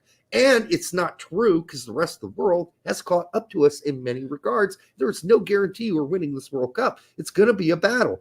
I know we don't do women's soccer here, but I thought I'd bring it up. On the counter argument here, I think it was during the Canada game, because I can't imagine when I would have seen this otherwise, unless it was on YouTube. I did see a women's national team advertisement for like ESPN, and they're sitting in, and this might be an older advertisement even, but and I couldn't hear the audio because obviously they weren't playing the audio and it's too loud anyways. But they're sitting at like a conference table in a meeting or whatever, and it looked like the person hosting the meeting said, "All right, the meeting's adjourned," and then all of a sudden a guy came out with like the stoppage time for like 9 minutes, and they all sat back down with a groan. No, that's funny. I'm like, okay, now that was funny. That's funny. That's fucking funny. Yes, they need to hire I thought that was clever. They need to hire the ESPN writers, because that's funny. What I just watched is not funny. And I've had to watch it at least 100 times over the last couple on Fox. Cameron Wisely, $4.99. I said this. I said if they didn't have a target on their back, they definitely do now. Oh, they fucking certainly do. And they certainly do. And I mean, all the other teams have improved dramatically. And it's not going to be an easy World Cup. It's going to take some craft and some fight to get this to happen. The rest of the world has caught up. So anyhow, that's as much as I got about women's soccer. Honestly, that's it. Thanks for the five, Cameron. I just watched I just watch the World Cups. I don't watch anything else. I don't have time, folks. I have no fucking time.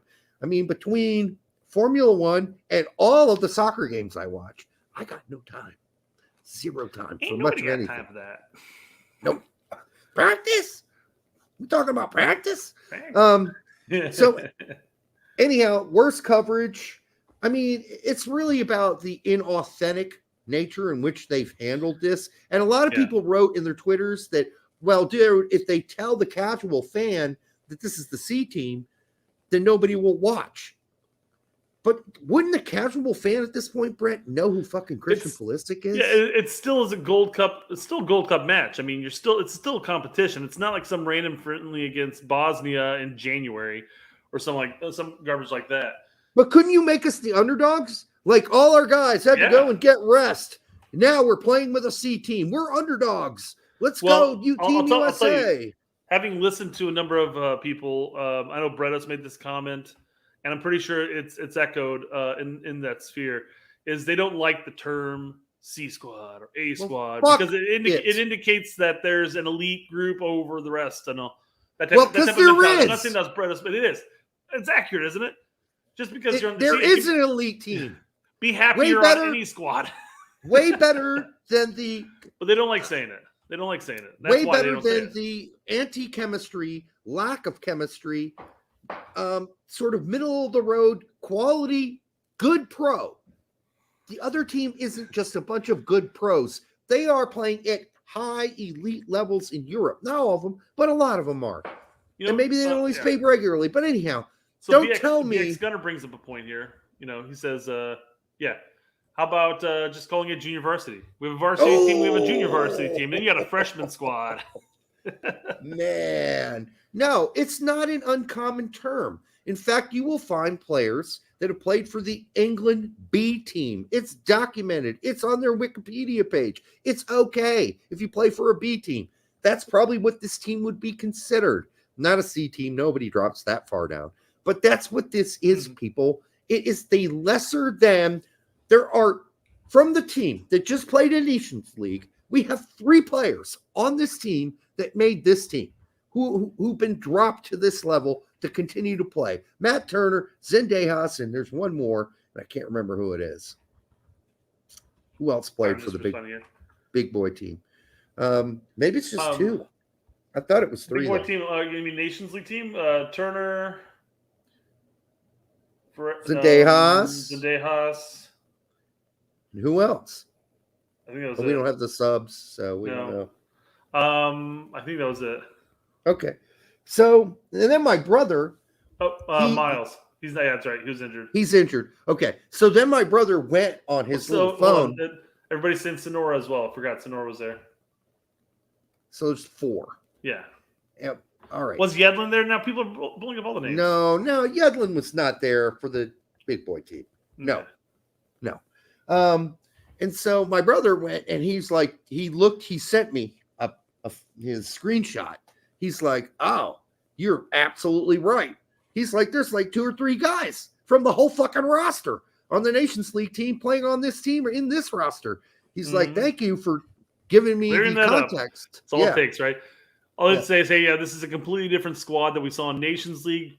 And you can even say, instead of saying, oh, it's a C-Squad, you can say, this is a different squad. We're examining depth, and it's going to be a bit different here. There's a lack of chemistry, but hopefully we can pull it out. Okay, Nostradamus, thank you for the advice. But at the time, I started out with, well, this is the B or C team. And then they're like, well, what do you mean by that? Then I had to explain what that means. Oh, no. I'm saying what they as in the Fox. Fox. They could have said that. They could have cleared this whole thing up for every casual fan and gave them context as to why Jamaica looks so good on this night. They could have done that, but they refused to tell you why Jamaica. Okay, except for the fact that they mentioned sometimes that this is an EPL player. Oh, that guy's an EPL player. Yeah. This guy's an EPL player, without saying, oh, there are none on our team. We have one guy, and he's a backup EPL player, and he's a goalie. His name's Matt Turner. But we didn't get any of that context. None of that context. So it's a rotated squad. It certainly is. It would have been nice if they would have said that, if they would have mentioned that. But they did not mention that. So all night I ended up having to explain it to my friends who aren't into soccer like I am. And I found that very frustrating. And then I thought, how many hundreds of thousands of casual fans are watching this thinking, oh my God, U.S. soccer is not very good. We can't even compete with Jamaica. Like, we're going to tie Jamaica? Or most of the game we were losing, right? Until the Vasquez. Till the 86th minute, yeah. I'll say, the funny thing is, having listened to Jake's review of the Jamaican game, just like you, Derek, you said it properly right there, but he bounced from Vasquez to Vasquez like consistently. It's like back and forth, like he's jumping back and forth. I'm like, it must be a bunch of people, who were doing this. It's not just me, no. Not just Derek. Anyhow. All right. I think that's it for the show, right? I think we're done. We're 2 hours in. Yes. I'm just looking through a couple things here, and it looks good. All right. We're good. Okay. All right, folks. So thank you for showing up. Listen, we're getting really close to the 3,000 mark, which, it's pretty frustrating for us because it's awesome that we're going up, though. That's the problem. No, we did get a significant bump in the last couple weeks, which is really nice to see. So more people are subbing when they watch, because we get a lot of people watching, but not a lot of people always subbing. And we got a lot of return people who watch and they still don't sub. Well, if you're watching this for the 10th show, please subscribe.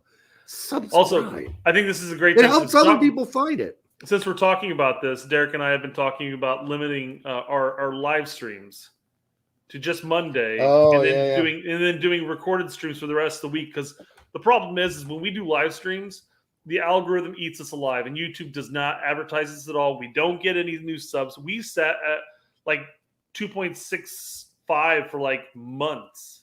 Yeah. And then we do a couple recorded streams, and we go up. We go up like 400 or whatever. Yeah, whatever it was. So. BMR just said, "Oh my God, just realized I wasn't subscribed." He said every live stream. So I know. So here's the thing, guys. I hope we're considering this. So just it's not set in stone yet, but that's what we're talking about. We're not set in stone, but we're thinking of doing Monday live and then recorded shows, a couple shows throughout the week that are just recorded shows, including like say a Wednesday show and a Thursday show that are recorded shows. And because it helps the algorithm and it helps people find us. Right now, people aren't finding us unless you go and tell them, or they find us on Twitter. This is one of our bigger shows recently. We had about 162 people in here.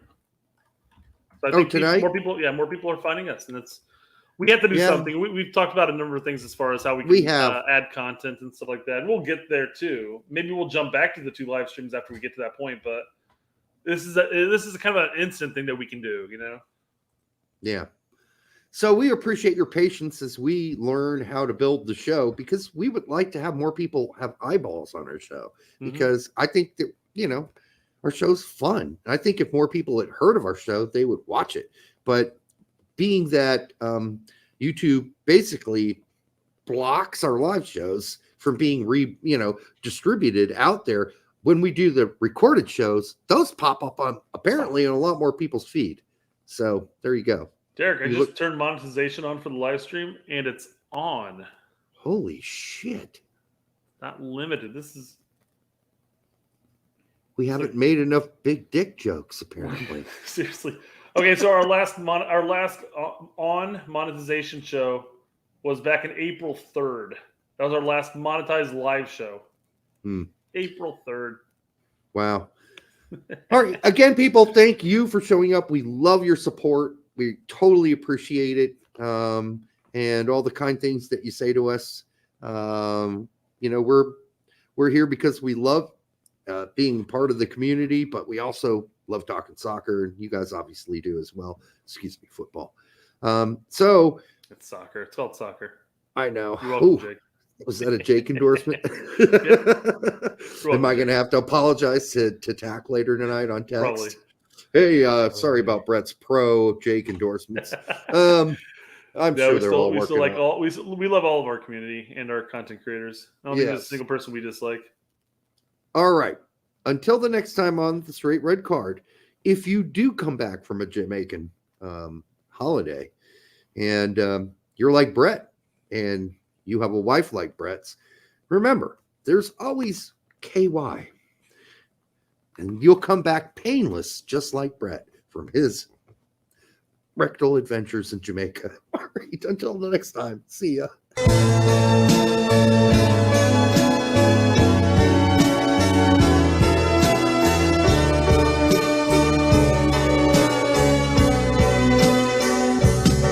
But she's a trap. She's an unsung novel. Turn a lap and get your whole world dazzled on the line. Or a phone call with or without wine.